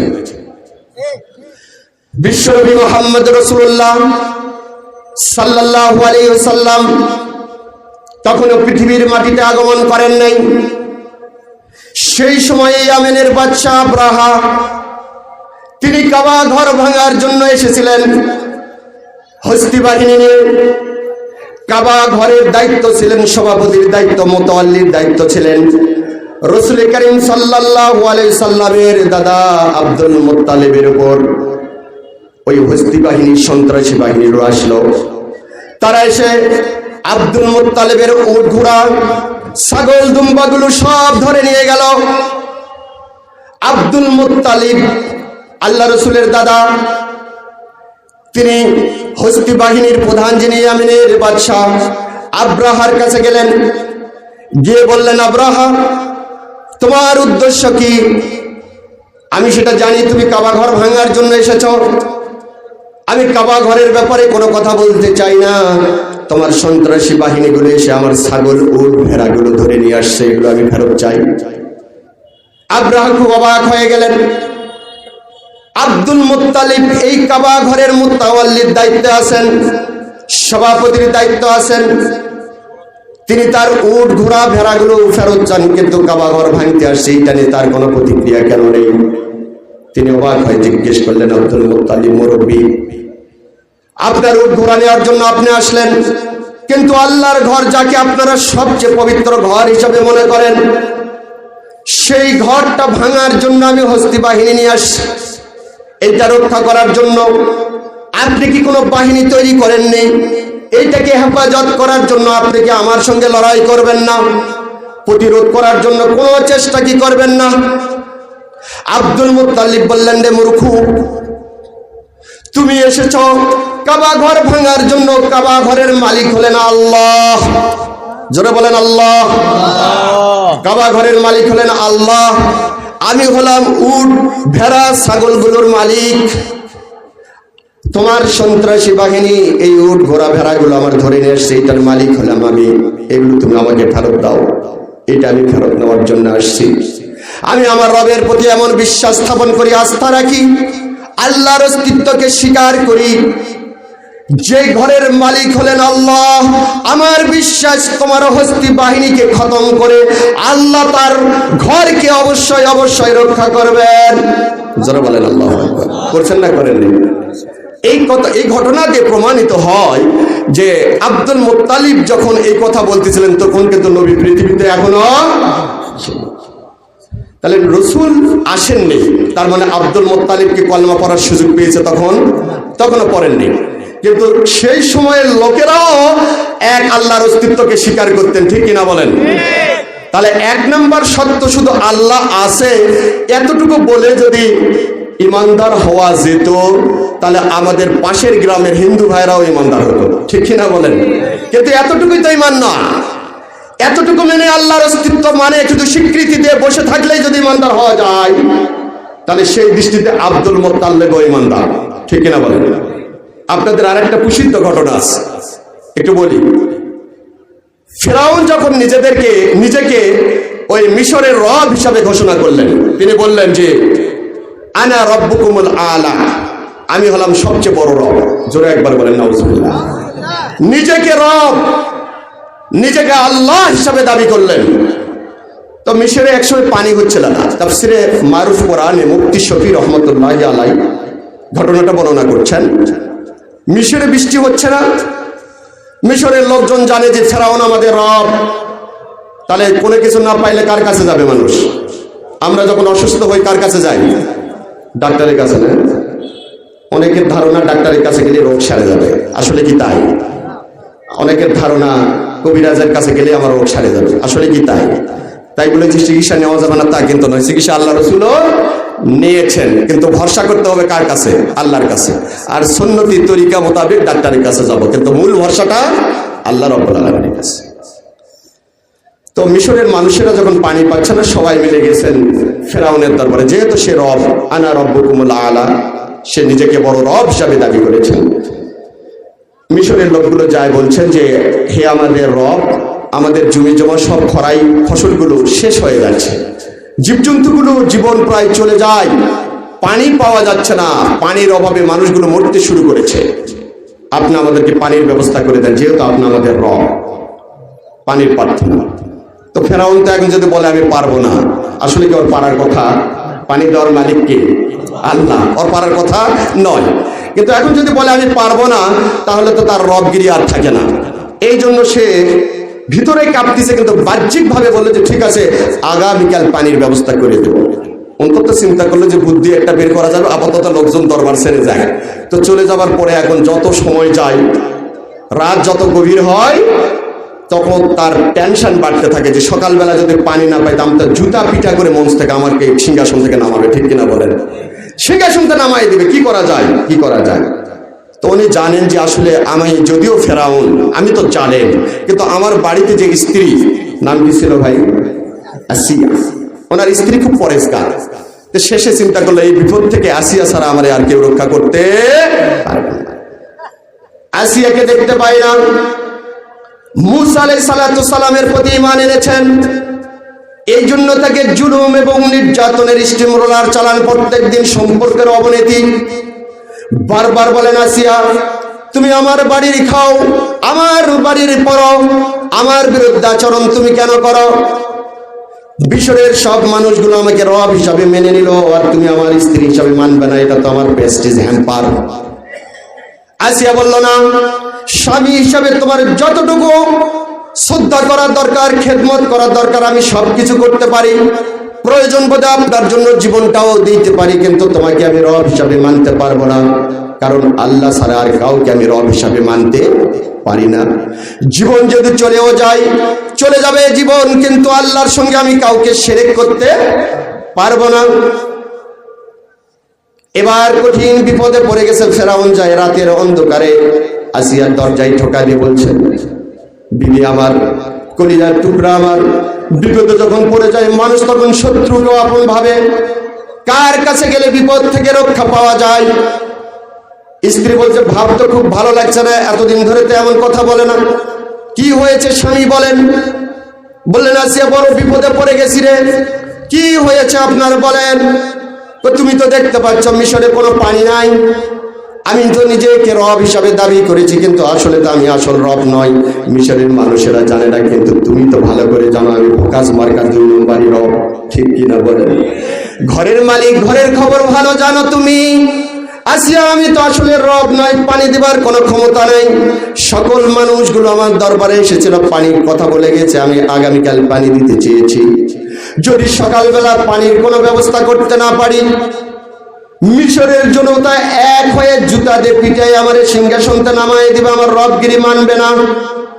কঠিন বিপদের মুহূর্তে কিভাবে রক্ষা পাওয়া যায়, আমাকে একটা সুন্দর বুদ্ধি দাও। আসিয়া তিনি বললেন, স্বামী তুমি পানির ব্যবস্থা করতে পারবা, আমার একটা পরামর্শ যদি তুমি শোনো। বললো, তোমার একটা পরামর্শ নয়, 1000টা পরামর্শ যদি শোনা লাগে সব শুনবো, বলো কিভাবে পানি পাওয়া যায়, আমার রবগিরি রক্ষা করো। এবার আসিয়া বললো, শোনো, পানি দেবার মালিক আল্লাহ ছাড়া আর কেউ নয়। তুমি যদি আল্লাহর কাছে সারেন্ডার করো, আল্লাহর কাছে তওবা করে আল্লাহর দিনকে তুমি মেনে নাও, আল্লাহ তাআলার পরে ঈমান এনে আল্লাহর কাছে যদি প্রার্থনা করো, আল্লাহ অবশ্যই তোমাকে পানি দিয়ে দিবেন। জোরে বলেন আল্লাহু আকবার। ফেরাউন চিন্তা করলো, আরে এ তো আবার উল্টা বক্তব্য দিচ্ছে। মেয়ে কি একটা রাগ দেখায়, বললে এত বড় তোমার সাহস, আমি নিজেকে রব মনে করি, আর তুমি নাকি আল্লাহকে রব হিসাবে আমাকে মেনে নেওয়ার কথা বলছে, এত বড় দুঃসাহস তোমার হয়। রাগ করে রুম থেকে বের হয়ে আসলে কি হবে? এই বিপদ থেকে তো রক্ষা পাইতে হবে। আসিয়ার এই পরামর্শ না শুনলে আর কোনো উপায় নাই, নিরুপায়। রাত যখন গভীর হয়ে গেছে, আস্তে করে কেউ যেন দেখতে না পারে, দরজাটা আস্তে করে খুলে বের হয়ে গেছে, তার প্রার্থনা যেন কেউ না দেখে। ফেরাউন এবার পাহাড়ের চূড়ায় উপরে উঠেছেন। পাহাড়ের যে গর্ত ছিল, ওই গর্তের মধ্যে নামে চতুর্দিকে দেখছেন কোনো মানুষ দেখতে পাচ্ছে কিনা। অন্ধকারের মধ্যে পাহাড়ের গুহার মধ্যে ঢুকে এবার চোখের পানিগুলো ছেড়ে দিয়ে মাটির মধ্যে মাথাটা লাগাই দিয়ে সেজদায় পড়ে অঝরে কাঁদছে, রব্বুল আলামিন তুমি তো জানো আসলে আমি খোদা না বেহুদা, আমি তো আসলে খোদা নয়। খোদা তো তুমি, রব তো তুমি, আল্লাহ তো তুমি, আল্লাহ তুমি একমাত্র মালিক। এইটা মিশরের মানুষ না জানুক, আমি ফেরাউন ভালো করে জানি। সকালবেলা বৃষ্টি দিতে চাইছি, যদি বৃষ্টি না হয়, পানি যদি নীল নদে না প্রবাহিত হয়, আমার রব গিরি থাকবে না। আল্লাহ কেউ দেখতে পাচ্ছে না, তুমি তো দেখছো। তোমার কাছে আমার প্রার্থনা, আখিরাতের মুহূর্তে আমাকে কিছু দাও আর না দাও, দুনিয়াতে আমাকে পানি দিয়ে আমার সিংহাসনটা তুমি বাঁচাও। আল্লাহ কিন্তু দুনিয়াতে কাফেরদেরকেও দেয় না। যদি না দিতেন তাহলে এই সব হুজুরেরা পাইতো, আর যারা নামাজি নয়, বেনামাজি, কোরআন বিরোধী, ইসলাম বিরোধী, নাস্তিক, এগুলা অক্সিজেন বন্ধ করে দিলে কয়েক সেকেন্ডের মধ্যে সব মারা যেত, ঠিক কিনা বলেন? কিন্তু দুনিয়ার সবকিছু আল্লাহ সমানভাবে দেন, বরং কাফেরদেরকে আরো বেশি দিয়ে দেন, কারণ দুনিয়াই খায়, আখিরাতে এদের কোনো অংশ। ফেরাউন যে কাঁদতে শুরু করেছে, কাঁদে মোনাজাত করে অশ্রুসিক্ত, এদিকে ভোর পড়ায় চলে আসছে, মাথা উঁচু করে দেখেন যে নীল সাগরের উপর দিয়ে তখন পানি একেবারে ঢেউ খেলতে প্রবাহিত হতে শুরু করছে। সুবহানাল্লাহ, মহা খুশি ফেরাউন। আচ্ছা বলেন তো ভাই, আমি এই ঘটনা যে কারণে বললাম, ফেরাউন কি আল্লাহ বিশ্বাস করতো না? আল্লাহ যে আছে এটা বিশ্বাস করতো না? আল্লাহর অস্তিত্ব কি স্বীকার করতো না? যদি না স্বীকার করতো তাহলে কি উনি আল্লাহর কাছে প্রার্থনা করতো? আর একটা ঘটনা বলি, আল্লাহকে কাফেররাও অস্তিত্বটা স্বীকার করত। যখন বদরের প্রান্তরে যুদ্ধ করার জন্য আবু জেহেল 1000 বাহিনী নিয়ে যাচ্ছিলেন, যাবার পূর্ব মুহূর্তে রসুল তো বদরের প্রান্তরে মদিনা থেকে সাহাবীদের নিয়ে যাচ্ছেন মাত্র 313 জন, আর 1000 নিয়ে আবু জেহেল যাচ্ছে, ওদিকে 70 জন নিয়ে আবু সুফিয়ান আসতেছে। এখন যুদ্ধ যাওয়ার সময়ে পূর্ব মুহূর্তে আবু জেহেল কাবা ঘরের মধ্যে ঢুকে কাবার গিলাফ কাপড় ধরে আল্লাহর কাছে চোখের পানি ছেড়ে, আল্লাহ এই বদরের প্রান্তরে আব্দুল্লাহর বেটা মুহাম্মদের বিরুদ্ধে লড়াইয়ের জন্য যাচ্ছি, যুদ্ধ করার জন্য যাচ্ছি, যদি আমি হক হয় তাকে আমাকে বিজয় দান করো, আর যদি আব্দুল্লাহর বেটা মুহাম্মদ হক হয় তাকে তারে বিজয় করে দিও। বলেন তো কার কাছে প্রার্থনা করছেন? তার মানে আল্লাহকে বিশ্বাস করে না? আল্লাহকে বিশ্বাস করে না, আল্লাহর অস্তিত্বকে স্বীকার করে কাফেররাও। বদরের প্রান্তরে যুদ্ধ যে হলো, বিজয় হলো কার? নবী মুহাম্মদ রাসূলুল্লাহ সাল্লাল্লাহু আলাইহি ওয়াসাল্লাম। আবু জেহেলের দোয়া কবুল হয়েছে না হয়নি? যে হক সেই যেন বিজয় হয়, বিজয় হয়ে গেছে। প্রিয় ভাইরা আমার, এই জন্য বলা হচ্ছে ঈমানকে খাঁটি করার জন্য, ঈমানের পরিপূর্ণতার জন্য 4টি শর্ত লাগবে। তার একটি হলো আল্লাহর অস্তিত্বকে স্বীকার করা। কি বলেন? আল্লাহর অস্তিত্বকে স্বীকার করা। শুধু অস্তিত্ব স্বীকার করলে ইমানদার হওয়া যায় না। আল্লাহ আছেন এতটুকু বলে ইমানদার হওয়া যায় না, বাকি তিনটি সত্য মেনে নিতে হবে। 2 নম্বর সত্যের ব্যাপারে আল্লাহ রাব্বুল আলামিনের কোরআনুল কারীমে বিভিন্ন জায়গায় বর্ণনাগুলো আসছে। 2 নম্বর সত্য হলো আল্লাহ রাব্বুল আলামিনের সিফতের উপর তার যে গুণাবলীগুলো আছে সেগুলোর স্বীকৃতি দেওয়া। রেজেক দিতে পারেন শুধুমাত্র কেবলমাত্র আল্লাহ রাব্বুল আলামিন। আল্লাহ ছাড়া রেজেকের আর কেউ ব্যবস্থা করতে পারে না। সকল সময় সকল মুহূর্তে আপনার আবার রিজকের ব্যবস্থা করে দেন কে? আপনি যদি চিন্তা করেন আমার মেম্বার, আমার চেয়ারম্যান, আমার সরকার, আমার ছেলে চাকরি করে সে আমার রিজকের ব্যবস্থা করে না। আপনি যখন মায়ের পেটের মধ্যে ছিলেন তখন কোনো এমপি, মন্ত্রী, প্রধানমন্ত্রী, কোনো খাদ্য বিভাগের দায়িত্বশীল কেউ খাবার পোষায়নি। 10 মাস 10 দিন ধরে আপনার পেটের মধ্যে খাবার যিনি পোষাইছিলেন তিনি হলেন কে? এই জন্য আল্লাহ রাব্বুল আলামিন বলেছেন তিনি হলেন রাজ্জাক। তিনি একমাত্র শুধুমাত্র কেবলমাত্র রেজেক দাতা। রেজেক দাতা হিসাবে আল্লাহর প্রতি যদি আমরা বিশ্বাস স্থাপন করতে পারতাম, আস্থা রাখতে পারতাম, তাহলে হারাম পথ আমরা গ্রহণ করতাম না, ঠিক কিনা বলেন? আমরা চিন্তা করি হালাল পথে রিজিক দিয়ে তো সংসারে উন্নতি হবে না। এই জন্য নির্দিষ্ট বেতনের বাহিরে টেবিলের নিচ দিয়ে ঘুষের টাকা গ্রহণ করা হয়। একজন ব্যক্তির বেতন হলো মাসে 20,000 টাকা। ওই ব্যক্তির ঘরের মধ্যে যে কটা এসি লাগা আছে বাড়িতে, এসির বিদ্যুতের বিল আসে 25,000 টাকা মাসে। বাকি টাকা কোথায় থেকে আসে? তার মানে ঘুষের উপর নির্ভর করেছে, ঠিক কিনা বলেন? ঘুষ খায়, সুদ খায়, অবৈধ পথে অর্থ ইনকাম করে। তার মানে আল্লাহকে রেজেক দাতা হিসাবে এই ব্যক্তি মেনে নিতে পারেনি, এর প্রতি আস্থা রাখতে পারেনি। 2 নম্বরই পথে অর্থ ইনকাম করে। 1,000 টাকা দিয়ে 1,500 টাকা, 1,500 টাকা দিয়ে 3 মাস পরে 2,200 টাকা, এরকম আছে না নাই? বাংলাদেশে যতগুলো ব্যাংক আছে 2-1টা ব্যাংক বাদে তারাও চেষ্টা করতেছে, 100% পারে না, কিন্তু চেষ্টা করে যে একটি ইসলাম মাফিক অর্থ ব্যবস্থাটা পরিচালনা করব। পারিপার্শ্বিক অবস্থা খারাপ হওয়ার কারণে তারাও পারে না। এই যে ব্যাংক, বিমাগুলো, এনজিও গুলো সব সুদি কারবার। এবং গ্রামে গ্রামে ব্যক্তিগতভাবেও 1,000, 1,500, এরপরে 1,500 দিয়ে 2,200 টাকা এরকম সুদের কারবার আছে না নাই? এগুলো বড় দুঃখের বিষয় হলো এমন মুসল্লিও আছে যে 5 ওয়াক্ত নামাজ মসজিদে বা জামাতে আদায় করেন, কপালে করা পড়ে গেছে, পায়ের গিরার মধ্যে দাগ পড়ে গেছে, বড় বড় চোখা চোখা দাগ। এত সেজদা, এত সালাত আদায় করে এমন মুসল্লিকে খোঁজ নিয়ে দেখা গেছে এই লোক সুদের উপর টাকা লাগাইছে, ঠিক কিনা বলেন? তার মানে এই লোকটা হলে একদিকে সুদ খায় আর একদিকে সালাত আদায় করে। বলেন এমন লোকের সালাতকে আল্লাহ কবুল করবেন? প্রিয় ভাইরা আমার, তার মানে আল্লাহকে রিজিক দাতা হিসাবে এই গুণের উপর আমরা স্বীকৃতি দিল, মুখে স্বীকার করলে বাস্তবে তা মেনে নিতে পারি নাই। আল্লাহ রাব্বুল আলামিন আপনাকে আমাকে বৃষ্টি দিতে পারেন। আল্লাহ রাব্বুল আলামিন সন্তান যার প্রয়োজন তাকে তিনি সন্তান দিতে পারেন, ঠিক কিনা বলেন? আল্লাহ ছেলে দিতে পারেন, মেয়েও দিতে পারেন। কাউকে পছন্দ হলে ছেলেও দেন, মেয়েও দেন। কাউকে শুধু ছেলে দেন, কাউকে শুধু মেয়ে দেন, কাউকে কিচ্ছু দেন না, ঠিক কিনা বলেন? এর মালিককে। কিন্তু আল্লাহকে যদি মালিক হিসাবে মানতাম তাহলে সন্তান না হলে, সন্তান তো আল্লাহর কাছে চাওয়ার কথা ছিল। কিন্তু আমরা করি কি 10 কেজি চাল, 2টা মুরগ, 4 কেজি তেল, এরপরে চলে যাচ্ছে অমুক মাজারের কাছে। ওই মাজারের মধ্যে যিনি ঘুমাইছিলেন তিনি জীবনে নামাজ আদায় করেননি। একের ভুকা বড় বড় মোষ, গাঁজা খেয়ে খেয়ে মোষ করেছেন লালে টকটক, ঠিক ঠিক বলেন। এমন ভণ্ড পীর যে সামনেও কাটে না, পিছনেও কাটে না, চুল জ্বর ধরে নাভির নিচ পর্যন্ত নেমে গেছে, এমন পীর ছিল। এই পীর কবরের মধ্যে দিয়েছে, ওইটা নিয়ে ব্যবসা শুরু হয়েছে। পাগল মুসলমানেরা ইমান নষ্ট করে সন্তান নেবার জন্য ওই পীরের, ভণ্ড পীরের মাজারে চলে গেছে। যাই এখন বলছেন গাজা বাবা, ও খাজা বাবা, একটা সন্তান দাও, একটা সন্তান দাও। এমন প্রার্থনা নাই বুঝি? আমি যখন ওই যে সংসদে গিয়েছিলাম, প্রথমে সংসদ ভবনে, ওখানে একটা মাজার আছে, এবং সুপ্রিম কোর্টের ভিতরে একটা মাজার আছে, আছে না? ওখানে এক মাজার আছে, যে ঢুকে আমি দেখি যে চতুর্দিকে কাঁসা দিয়ে ঘেরানো। ওখানে যায় লোকজনেরা সেজদা দিচ্ছে, মাজারে সেজদা দিচ্ছে। বলেন তো সেজদার মালিক কে? সেজদা পাওয়ার মালিক কে? আল্লাহ ছাড়া আর কে সেজদা দেওয়া যাবে?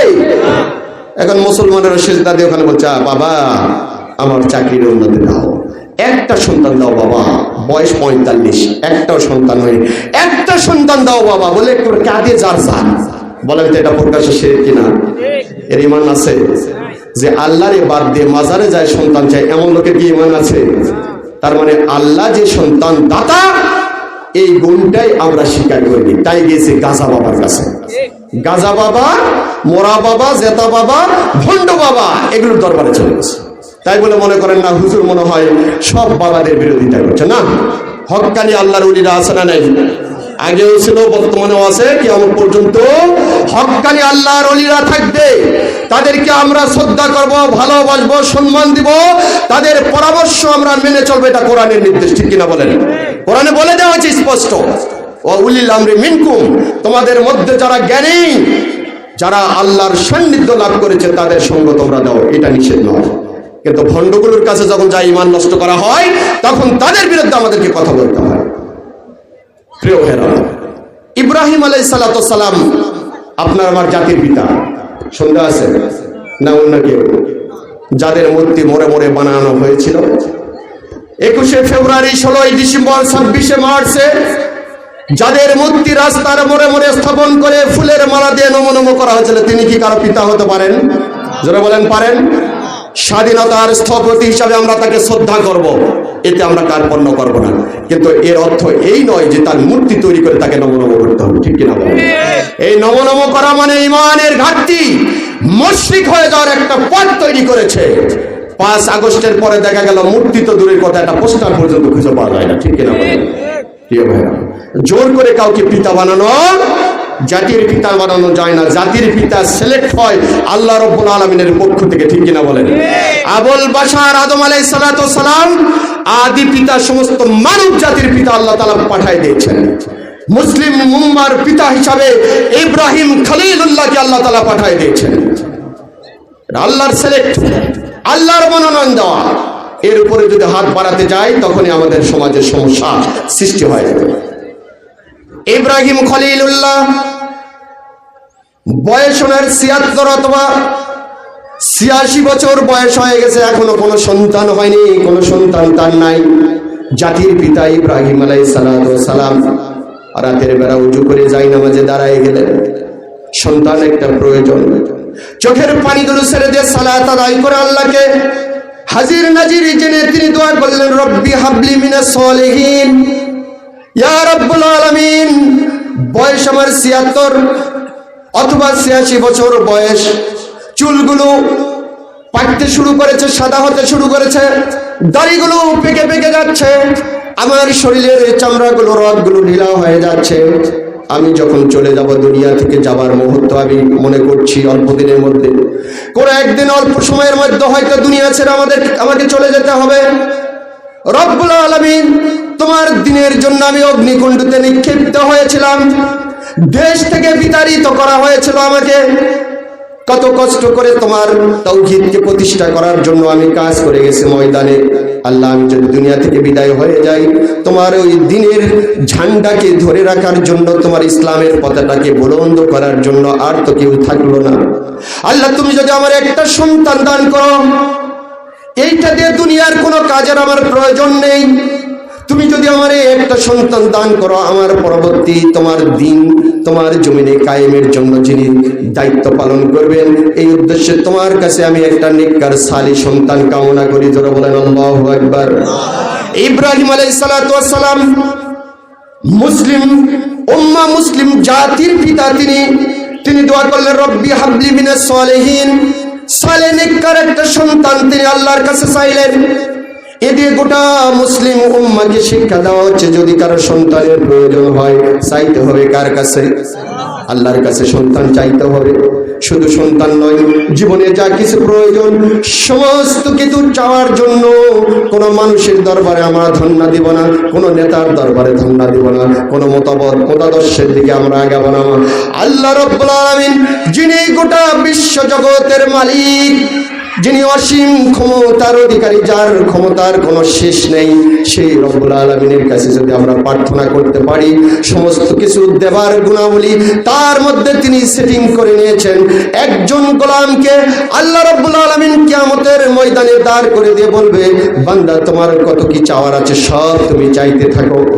এই লোকটা বলবেন, আল্লাহ তোমার আমি 20 তলা বিল্ডিং চাই, 500 প্রসাদ চাই, 10টা জান্নাত চাই, 200টা হুর চাই, যা কিছু মনে চাই সব চাই। সব কিছু চাওয়ার পরে বা রব্বুল আলামিন বলবেন গোলাম আরো চাও, আমি তোমাকে আরো দেব। বলবেন আল্লাহ আর কি চাইবো, চাওয়ার কিছু পাই না, চাওয়া তো আমার শেষ। আল্লাহ বললেন কিন্তু আমার দেওয়া তো শেষ হয়নি। জোরে বলেন আল্লাহ। বান্দা বলবে আমার চাওয়া শেষ, কি চাবো আর বুঝতে পারি না, যা লাগে সব তো তার চেয়ে কয়েক গুণ বেশি নিয়েছি, আর কি চাইতে হবে আমি জানি না। আল্লাহ বলবে বান্দা আরো চা, আরো চা, তুই যত চাইবি তত আমি খুশি হয়ে যাব। তোমার চাওয়ার শেষ আছে কিন্তু আমার দেওয়ার শেষ নেই। জোরে বলেন আল্লাহু আকবার। সেই হলেন আল্লাহ।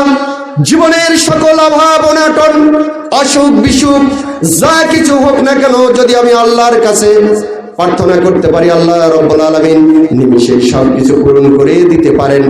এর জন্য আল্লাহর গুণাবলীর প্রতি আমাদেরকে বিশ্বাস স্থাপন করতে হবে। এ হলো 2 নম্বর গুণ।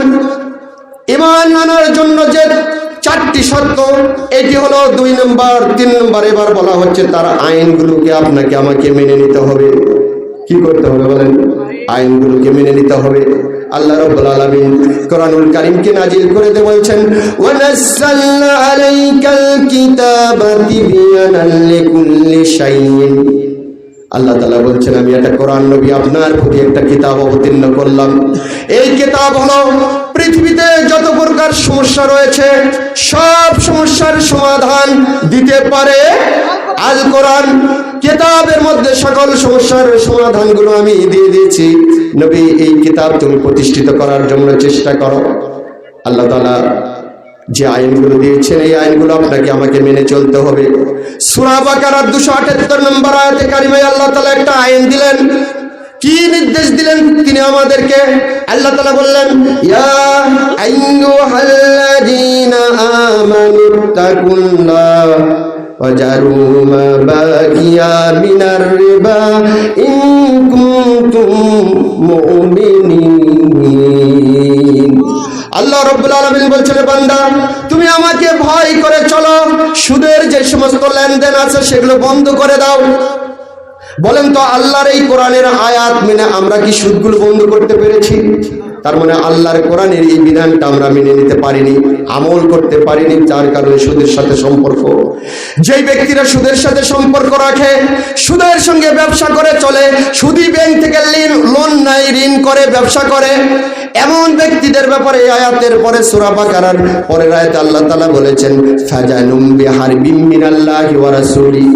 তোমরা যদি সুদের লেনদেন বন্ধ না করো, সুদের সাথে সম্পর্ক যদি তোমরা ইতি না টানো, তাহলে আমি রব্বুল আলামিন তোমাদেরকে সতর্ক করে দেই, শোনো তোমাদের এমন পাপ হবে সুদের সাথে সম্পর্ক রাখলে। আল্লাহ এবং রাসূলের সঙ্গে ডাইরেক্ট ময়দানে অস্ত্র নিয়ে জিহাদ করলে, যুদ্ধ করলে যে পাপ হয়, সুদের সঙ্গে সম্পর্ক রাখলে সেই পাপে তোমরা পাপী হয়ে যাবে। যারা বলেন নাউজুবিল্লাহ। আচ্ছা ভাই বলেন তো সুদের সঙ্গে যুদ্ধ সম্পর্ক রাখলে আল্লাহর সঙ্গে জিহাদ করার গুনাহ হয়, যুদ্ধ করার গুনাহ হয়, রাসূলের সঙ্গে জিহাদ করার যে কাফেররা গুনাহগার হয়, সুদের সাথে সম্পর্ক রাখলে সেই গুনাহ হয়। এখন এই জিহাদ আল্লাহ রাসূলের সঙ্গে জারি করে দিয়ে আমরা যদি সিজদায় পড়ে কাঁদি তাহলে কি কান্না কবুল হবে? এজন্য দোয়া করি, দোয়া কবুল হয় না।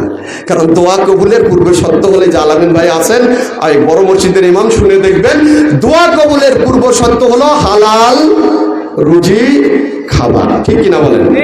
এখন হালাল রুজি সুদের সাথে সম্পর্ক রাখার কারণে হালাল রুজি আমরা খাইতে পারতেছি না। এই হারাম খায় যে দেহ, যে রক্ত, যে গোস্ত, যে মাংস তৈরি হয়েছে, এইটা দিয়ে মোনাজাত করলে কি মোনাজাত কবুল হবে?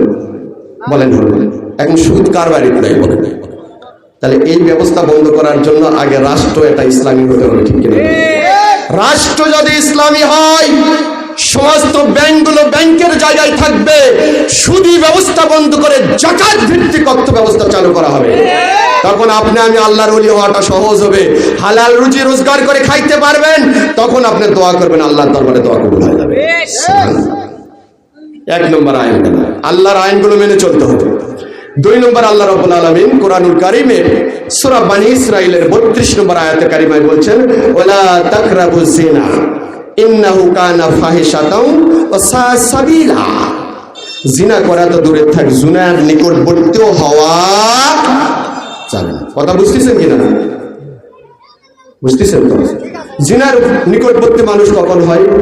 যে সমস্ত গান, যে সমস্ত নাচ, যে সমস্ত ড্যান্স দেখলে মানুষের অন্তরে জিনা করার ভাব উদ্বেগ হয়, এই সমস্ত গান বাজনা, ফুর্তি, বদমাইশি, বিনোদন, এগুলি হলো জিনার নিকটবর্তী। আমি শুনলাম যে কয়েকদিন আগে এখানেও নাচ গান হয়েছে না? হয়নি? বেজার তো নাকি আপনারা? হুজুরের আর কাজ পালেন না, আমাদের বিরুদ্ধে একটা কথা বলে দেন। ভাই, এটা কি আপনাদের বিরুদ্ধে বললাম না আল্লাহর পক্ষে বললাম? এখন কিছু নেতা আছে আমাদের, মন খারাপ করবেন না, যদি এরকম নেতা এখানেও থেকে থাকেন তওবা করে ফিরে আসেন আজকে কোরআন মাহফিল। কারণ ডেকে নিয়ে আসছেন আমাদেরকে, হাদিয়া দিয়ে আবার ডেকে নিয়ে আসছেন, এমনি তো নিয়ে আসেন। এখন হাদিয়া দিয়ে ডেকে নিয়ে আসে ওয়াজ শুনে নিয়ে আমল করবেন না, লাভ তো আমাদের হলো, হাদিয়া পালাম, কিন্তু আপনাদের কোনো লাভ হলো? আমল করলে লাভ, না হলে কোনো লাভ নেই। কিছু নেতা আছে দেখবেন, উনি কোরআনের মাহফিলের প্রধান অতিথি, মাননীয় সভাপতি, আবার যখন 4 দিন পরে আবার যাত্রা হবে ওই জায়গারও সভাপতি আছে না? নেই? আলহামদুলিল্লাহ, আপনাদের শুকরিয়া জানাই যে আমাদের বড় মসজিদের ইমাম সাহেব, আমার শ্রদ্ধাভাজন ভাই, একজন আলেমকে আপনারা কোরআনের মাহফিলের সভাপতি বানাতে পেরেছেন, আলহামদুলিল্লাহ। অনেক মাহফিলে যায় পরিবেশ পাওয়া যায় না, দেখা যায় এমন সভাপতি এইদিকে তাকালে মনে হয় যে আল্লাহর ওলি জীবনে এখনো দাঁড়িয়ে ওঠেনি, আছে না? না, এরকম বয়স কিন্তু 85, কিন্তু মুখ দেখলে মনে হয় দাড়ি কোনোদিন এখনো উঠছে বলে মনে হয় না। শার্ট পরে বসে থাকে, কোট পরে বসে থাকে, এরকম আছে না? নেই? সেই তুলনায় আপনারা একটা ভালো কাজ করেছেন। তবে এই দুমুখী আচরণ বাদ দিতে হবে।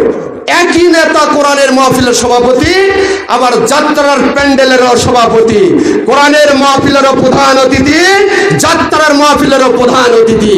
এইরকম নেতাদেরকে পরিত্যাগ করতে হবে। পারা যাবে? কারা কারা পারবেন দেখি হাত তুলে। হাত না তুললে বলবো যে আপনারা ওই রাস্তাতেই আছেন। লিল্লাহি তাকবীর। এই পিছনের ভাইরা হাত তোলেননি, তার মানে 2 নম্বরী লোকের সঙ্গে থাকবেন নাকি? হাত তোলেন সবাই।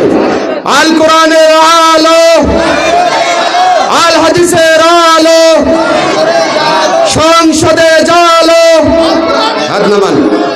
কথা হলো যে আমরা দুনিয়াতে আসছি মাত্র কয়েক সেকেন্ডের হায়াত দিয়ে, সবাই থাকবো ইসলামের পক্ষে ইনশাল্লাহ। পারা যাবে না? এতদিন যা হয়েছে হয়েছে। স্বাধীনতার পরবর্তী পর্যন্ত 5 আগস্টে যে সরকার, জালেম সরকার বিদায় হয়ে গেছে, তার আগ পর্যন্ত বাংলাদেশের ক্ষমতায় যারাই আসছে তারাই লুটে পুটে খেয়েছে, জুলুম করেছে, নির্যাতন করেছে। আল্লাহর কোরআনের আইন প্রতিষ্ঠিত করার জন্য কেউ চেষ্টা করেনি। শুধু আওয়ামী লীগকে গালিগালাজ করেন না, কেউ করেনি। করেছে কেউ? আমরা নির্যাতিত হয়েছিলাম। বাংলার শেষ নবাবে সিরাজ দৌলার 1757 সালের 23 জুনে যে পলাশীর ময়দানে লড়াই হয়েছিল, এই লড়াইয়ের ময়দানে বাংলার শেষ নবাবে সিরাজ দৌলাকে চরমভাবে পরাজিত করে, হত্যা করে বাংলার এই উপমহাদেশের স্বাধীনতার সূর্যকে অস্তমিত করা হয়েছিল। 190 বৎসর ধরে ব্রিটিশ বিনিয়ারা আমাদের এই ভারতীয় উপমহাদেশকে জুলুম এবং নির্যাতন করেছে। জুলুমের নির্যাতনের স্টিম রোলার চালায়, ঠিক কিনা বলেন? বাংলাদেশে তদানীন্তন সময়ে তৈরি হয়েছিল শহীদ নেসার উদ্দিন তিতুমির, তৈরি হয়েছিল এই দেশে টিপু সুলতানের মধ্যে বীর মুক্তিযোদ্ধা, তৈরি হয়েছিল বাতিলদেরকে তাড়ানোর জন্য হাজী শরীয়তুল্লাহ খান জাহান আলী। তারা লড়াই করে ব্রিটিশকে হটানোর জন্য চেষ্টা করেছিল। শেষ পর্যন্ত ব্রিটিশকে আমরা তাড়িয়ে দিয়েছিলাম, পাকিস্তানের অধীনে গিয়েছিলাম। আমরা মনে করেছিলাম ব্রিটিশ নির্যাতন করেছে, জুলুম করেছে।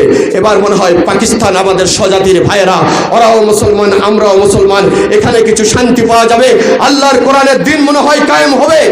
কিন্তু পাকিস্তান যখন এই দেশের ক্ষমতা দখল করলো, পূর্ব পাকিস্তান আর পশ্চিম পাকিস্তান বানায় আমাদের এই দেশের মানুষের উপর জুলুম করেছে, বৈষম্য করেছে, নির্যাতন করেছে, ঠিক কিনা বলেন? এরপরে বাংলার জনগণ আবার জাগিয়ে উঠলো। হয়তোবা পাকিস্তানের কাছ থেকে আলাদা হয়ে লাল সবুজের একটা পতাকা যদি আমরা পাই, আমরা স্বজাতি, আমরা নিজের দেশের মানুষ, একটা নির্দিষ্ট ভূখণ্ড, স্বাধীন সার্বভৌম বাংলাদেশ যদি আমরা পাই, তাহলে হয়তো আর নির্যাতনের শিকার আমাদেরকে হইতে হবে না। আশায় বুক বেঁধে এদেশের আবাল বৃদ্ধ বনিতা লড়াই করলেন, সংগ্রাম করলেন, মায়েরা ইজ্জত দিলেন, আমাদের ভাইয়েরা জীবন দিলেন, শহীদ হলেন। 9 মাসের রক্তক্ষয়ী লড়াইয়ের মাধ্যমে পাকিস্তানের হানাদার বাহিনীদেরকে আমরা বিতাড়িত করে এই বাংলার লাল সবুজের একটা পতাকা আমরা ছিনিয়ে নিয়ে আসলাম, ঠিক কিনা বলেন? এই পতাকা নিয়ে আমরা সন্তুষ্ট হইলাম যে হয়তোবা আমরা বাংলাদেশে আর কারো কাছে আমরা জুলুম নির্যাতনের শিকার হব না। কিন্তু বড় দুঃখের বিষয় হলো সত্য, এদেশের মানুষই ক্ষমতায় আসলো, কিন্তু ক্ষমতায় আসার পরেই তাদের গুণেশ পাল্টিয়ে দিল, নিজের আখেরে গোছাতে শুরু করলো। জনগণের কোনো উন্নতি হলো না। যারা শাসনের মসনদে ছিল তারা নিজেদেরকে প্রতিষ্ঠিত করার জন্য চেষ্টা করলো, ঠিক কিনা বলেন? এই জুলুম এবং নির্যাতনের শিকার হয়ে শেষ পর্যন্ত তাদের দলের লোকেরাই তাদের মহান এই নেতাকে দুনিয়া থেকে বিদায় করে দিল, ঠিক কিনা বলেন? এরপরে ক্ষমতা যারাই দখল করেছে, আমার সবার নাম নেওয়া দরকার নাই, মুরব্বীরা আছে আপনারা জানেন, এই 5 আগস্ট পর্যন্ত যারাই বাংলাদেশের ক্ষমতায় আসছে তারা এই জনগণের উপর জুলুম করেছে, নির্যাতন করেছে, স্টিম রোলার চালাইছে, মামলা দিয়েছে, হামলা দিয়েছে, ফাঁসি দিয়েছে, রিমান্ডে নিয়েছে, আলেম শূন্য করার চেষ্টা করেছে। কোরআন প্রেমিক, কোরআনের পক্ষের শক্তিগুলোকে এক এক করে দুনিয়ার এই মাটি থেকে বিতাড়িত করার চেষ্টা করেছে, ঠিক কিনা বলেন? তার মানে কোনো পরিবর্তনে আমরা দেখতে পাইনি। 5 আগস্টের পরে আমরা আশায় বুঝ বেঁধেছি আগামী দিনে বাংলাদেশে যে নির্বাচন হতে যাচ্ছে, এই নির্বাচনের মাধ্যমে ক্ষমতায় কোন দল আসবে আমরা জানি না, তবে একটা দাবি মানতে হবে, আল্লাহর এই কোরআন, আল্লাহ রাব্বুল আলামিন স্পষ্ট ভাষায় বলছে, ইনিল হুকমু ইল্লা লিল্লাহ, হুকুম চলবে এক আল্লাহর, যিনি হলেন রব, ঠিক কিনা বলেন? হুকুম চলবে না এক আল্লাহর। এইটা শুধু এই কোরআনের হুকুম দিয়ে নামাজ পড়া নয়, রমজান মাসের সিয়াম পালন করা নয়, হজ করা নয়, আর যাকাত দেওয়া নয়। আল্লাহর কোরআন দিয়ে ব্যক্তি জীবন চলবে, পারিবারিক জীবন চলবে, সামাজিক জীবন চলবে, রাষ্ট্রীয় জীবন চলবে, আন্তর্জাতিক জীবন চলবে, শিক্ষা ব্যবস্থা চলবে, বিচার ব্যবস্থা চলবে, অর্থ ব্যবস্থা চলবে। গোটা পৃথিবীতে আল্লাহ রাব্বুল আলামিন এই কোরআনকে প্রতিষ্ঠিত করতে হবে, পারা যাবে? এর জন্য কাজ করার জন্য আপনারা কি প্রস্তুত আছেন?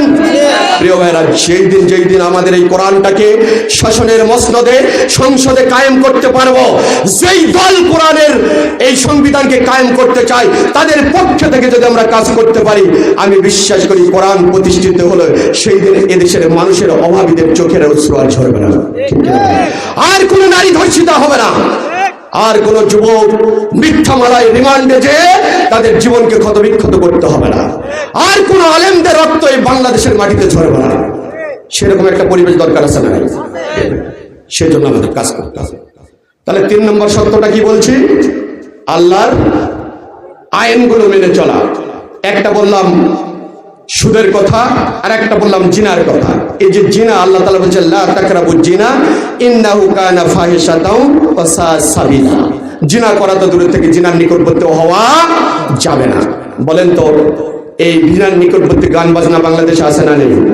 আগে করেছে অন্যরা, এখন করছে আর এক দল, ঠিক না বলেন? এটা যদি আমিও করি আমি অপরাধী হব না? হবে না? গান বাজনা থেকে যারা নিজেকে ইমানদার হিসাবে, মুসলিম হিসাবে দাবি করে এর থেকে দূরে থাকতে হবে, ঠিক কিনা বলেন? বাংলাদেশে জিনা লাইসেন্স দেওয়া হয়, এটা জানা আছে কিনা? পতিতালয় আছে বাংলাদেশে, রাষ্ট্রীয়ভাবে পতিতালয় আছে, ওখানে লাইসেন্স দেওয়া হয়। ওই লাইসেন্স যার হাতে আছে সে পতিতালয় যায়, সারা রাত অন্যের মেয়ে, অন্যের বিবিকে নিয়ে নিজের স্ত্রীর সঙ্গে যেভাবে থাকে ওইভাবে থাকবে, রাষ্ট্রীয়ভাবে তার কোনো এটা অপরাধ নয়। জোরে একবার নাউজুবিল্লাহ। এইটা বন্ধ করার জন্য আজ থেকে 1500 বছর আগে আল্লাহ রাব্বুল আলামিন সূরা বনী ইসরাঈলের 32 নম্বর আয়াতে ঘোষণা দিয়েছেন, কিন্তু সে আইনটা আমরা এখনো মানতে পারি। তাহলে ঈমানের পূর্ণতা হবে কেমন? এরপরে রব্বুল আলামিন কুরআনুল কারীমের সূরা মাইদার 90 নম্বর আয়াতে 4টি জিনিস হারাম করেছে। ইয়া আইয়ুহাল্লাযিনা আমানু ইন্নামাল খামরু ওয়াল মাইসিরু ওয়াল আনসাবু ওয়াল আজলামু রিজসুম মিন আমালিশ শাইতান ফাজতানিবুহু লাআল্লাকুম তুফলিহুন। তাই কিনা ভাই? আর ঠিক আছে তো? সূরা মাইদার 90 নম্বর আয়াত আল্লাহ তাআলা বলছেন, হে ঈমানদারেরা, ইন্নামাল খামরু, নিশ্চয় মদ, ওয়াল মাইসির মানে জুয়া, ওয়াল আনসাব মানে মূর্তি পূজা, মূর্তির যে সমস্ত কাজ হয় সেগুলো। এরপরে ওয়াল আজলামু, আজলাম মানে লটারি। এই 4টা কাজ থেকে রিজসুম মিন আমালিশ শাইতান, এই 4টা কাজ হলো শয়তানের কাজ। কার কাজ? জোরে বলেন, কার কাজ? একসঙ্গে বলতে হবে, কার কাজ? এখন কোন টুপি পরা যদি লটারির টিকিট কাটার জন্য অ্যাডভাইস করে, ওইটারে সাপোর্ট দেয়, ওইটারে পারমিশন দেয়, তাহলে সেও শয়তান। এতে কোনো সন্দেহ আছে? কে বলেছে এই কথা? আমি না, আল্লাহ। আমালে শয়তান বলা হয়েছে, ও হলো শয়তান। যেই মুসলমান মদ পান করবে, নামে আব্দুর রহমান হলো, ওটা শয়তান, ঠিক কিনা বলে? যেই ব্যক্তি জুয়ার সাথে সম্পর্ক রাখবে, ক্যাসিনো খেলার ব্যবস্থা করবে, ক্যাসিনোর বৈধতা দান করবে, মরে মরে জুয়ার লটারি লাগাবে, এই সমস্ত ব্যক্তিও হলো শয়তানের দোসর, ঠিক কিনা বলেন?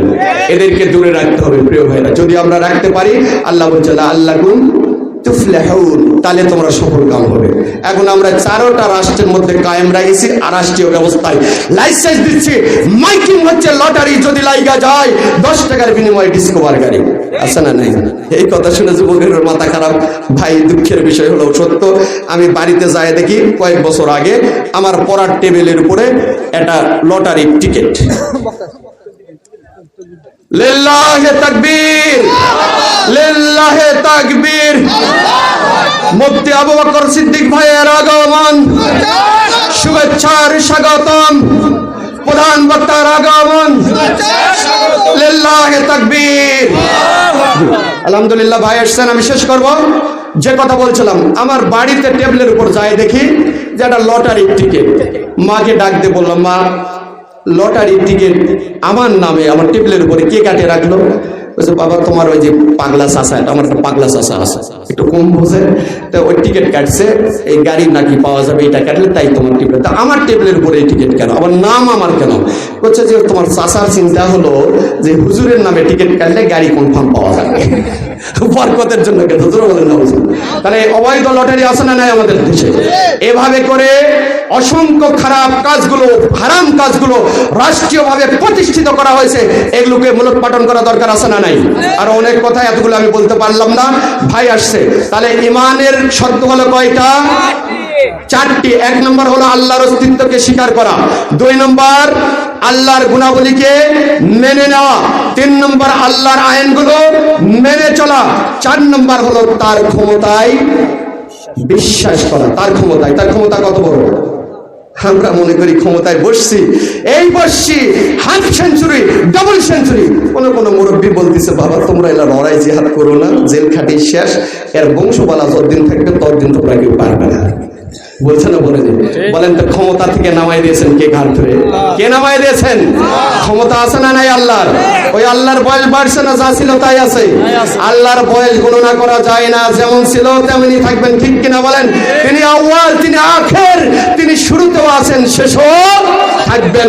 আল্লাহ বলেন সকল কিছু ক্ষমতার উৎস, আন্নাল কুওয়াতা লিল্লাহি জামিয়া। তার ক্ষমতা বর্ণনা করে শেষ করা যাবে না।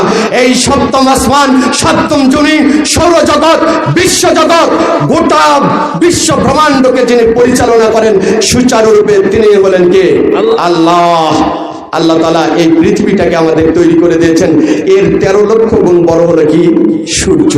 তার চেয়ে 3 কোটি গুণ বড় হলো দত্ত তারকা। এগুলো অনেক আলোচনা আছে তার ক্ষমতার কথা বলতে গেলে। তো যাই হোক, আল্লাহ যে মহা ক্ষমতার অধিকারী, সকল ক্ষমতার তিনি উৎস, এটাও আমাদেরকে মেনে চলতে। তাহলে এই 4টা মানলে ইমানের সত্য পরিপূর্ণ, আমরা খাঁটি ইমানদার হতে পারবো। আমরা কি সবাই খাঁটি ইমানদার হতে চাই? তাহলে আসুন এই 4টি কাজ যেন আমরা যথাযথভাবে আদায় করি। আল্লাহ রাব্বুল আলামিন আপনাকে আমাকে সবাইকে খাঁটি ইমানদার হিসাবে এই দুনিয়া থেকে বিদায় নিয়ে যাওয়ার তৌফিক দান করুন, এই আশাবাদ ব্যক্ত করে, সবার সুস্বাস্থ্য কামনা করে, প্রধান আলোচককে আলোচনার সুযোগ দান করে আমার সংক্ষিপ্ত আলোচনা এখানে শেষ করছি। আল্লাহ রাব্বুল আলামিন যতটুকু আলোচনা করেছি, সর্বপ্রথমে আমাকে, এরপরে আমার শ্রোতামণ্ডলীকে সবাইকে আমলের তৌফিক দান করুন। হাজামা ইনদি ওয়া ইলমু ইনদাল্লাহ আলাইহি তাওয়াক্কালতু ইলাইহি মুনীব। আসসালামু আলাইকুম ওয়া রাহমাতুল্লাহি ওয়া বারাকাতুহু।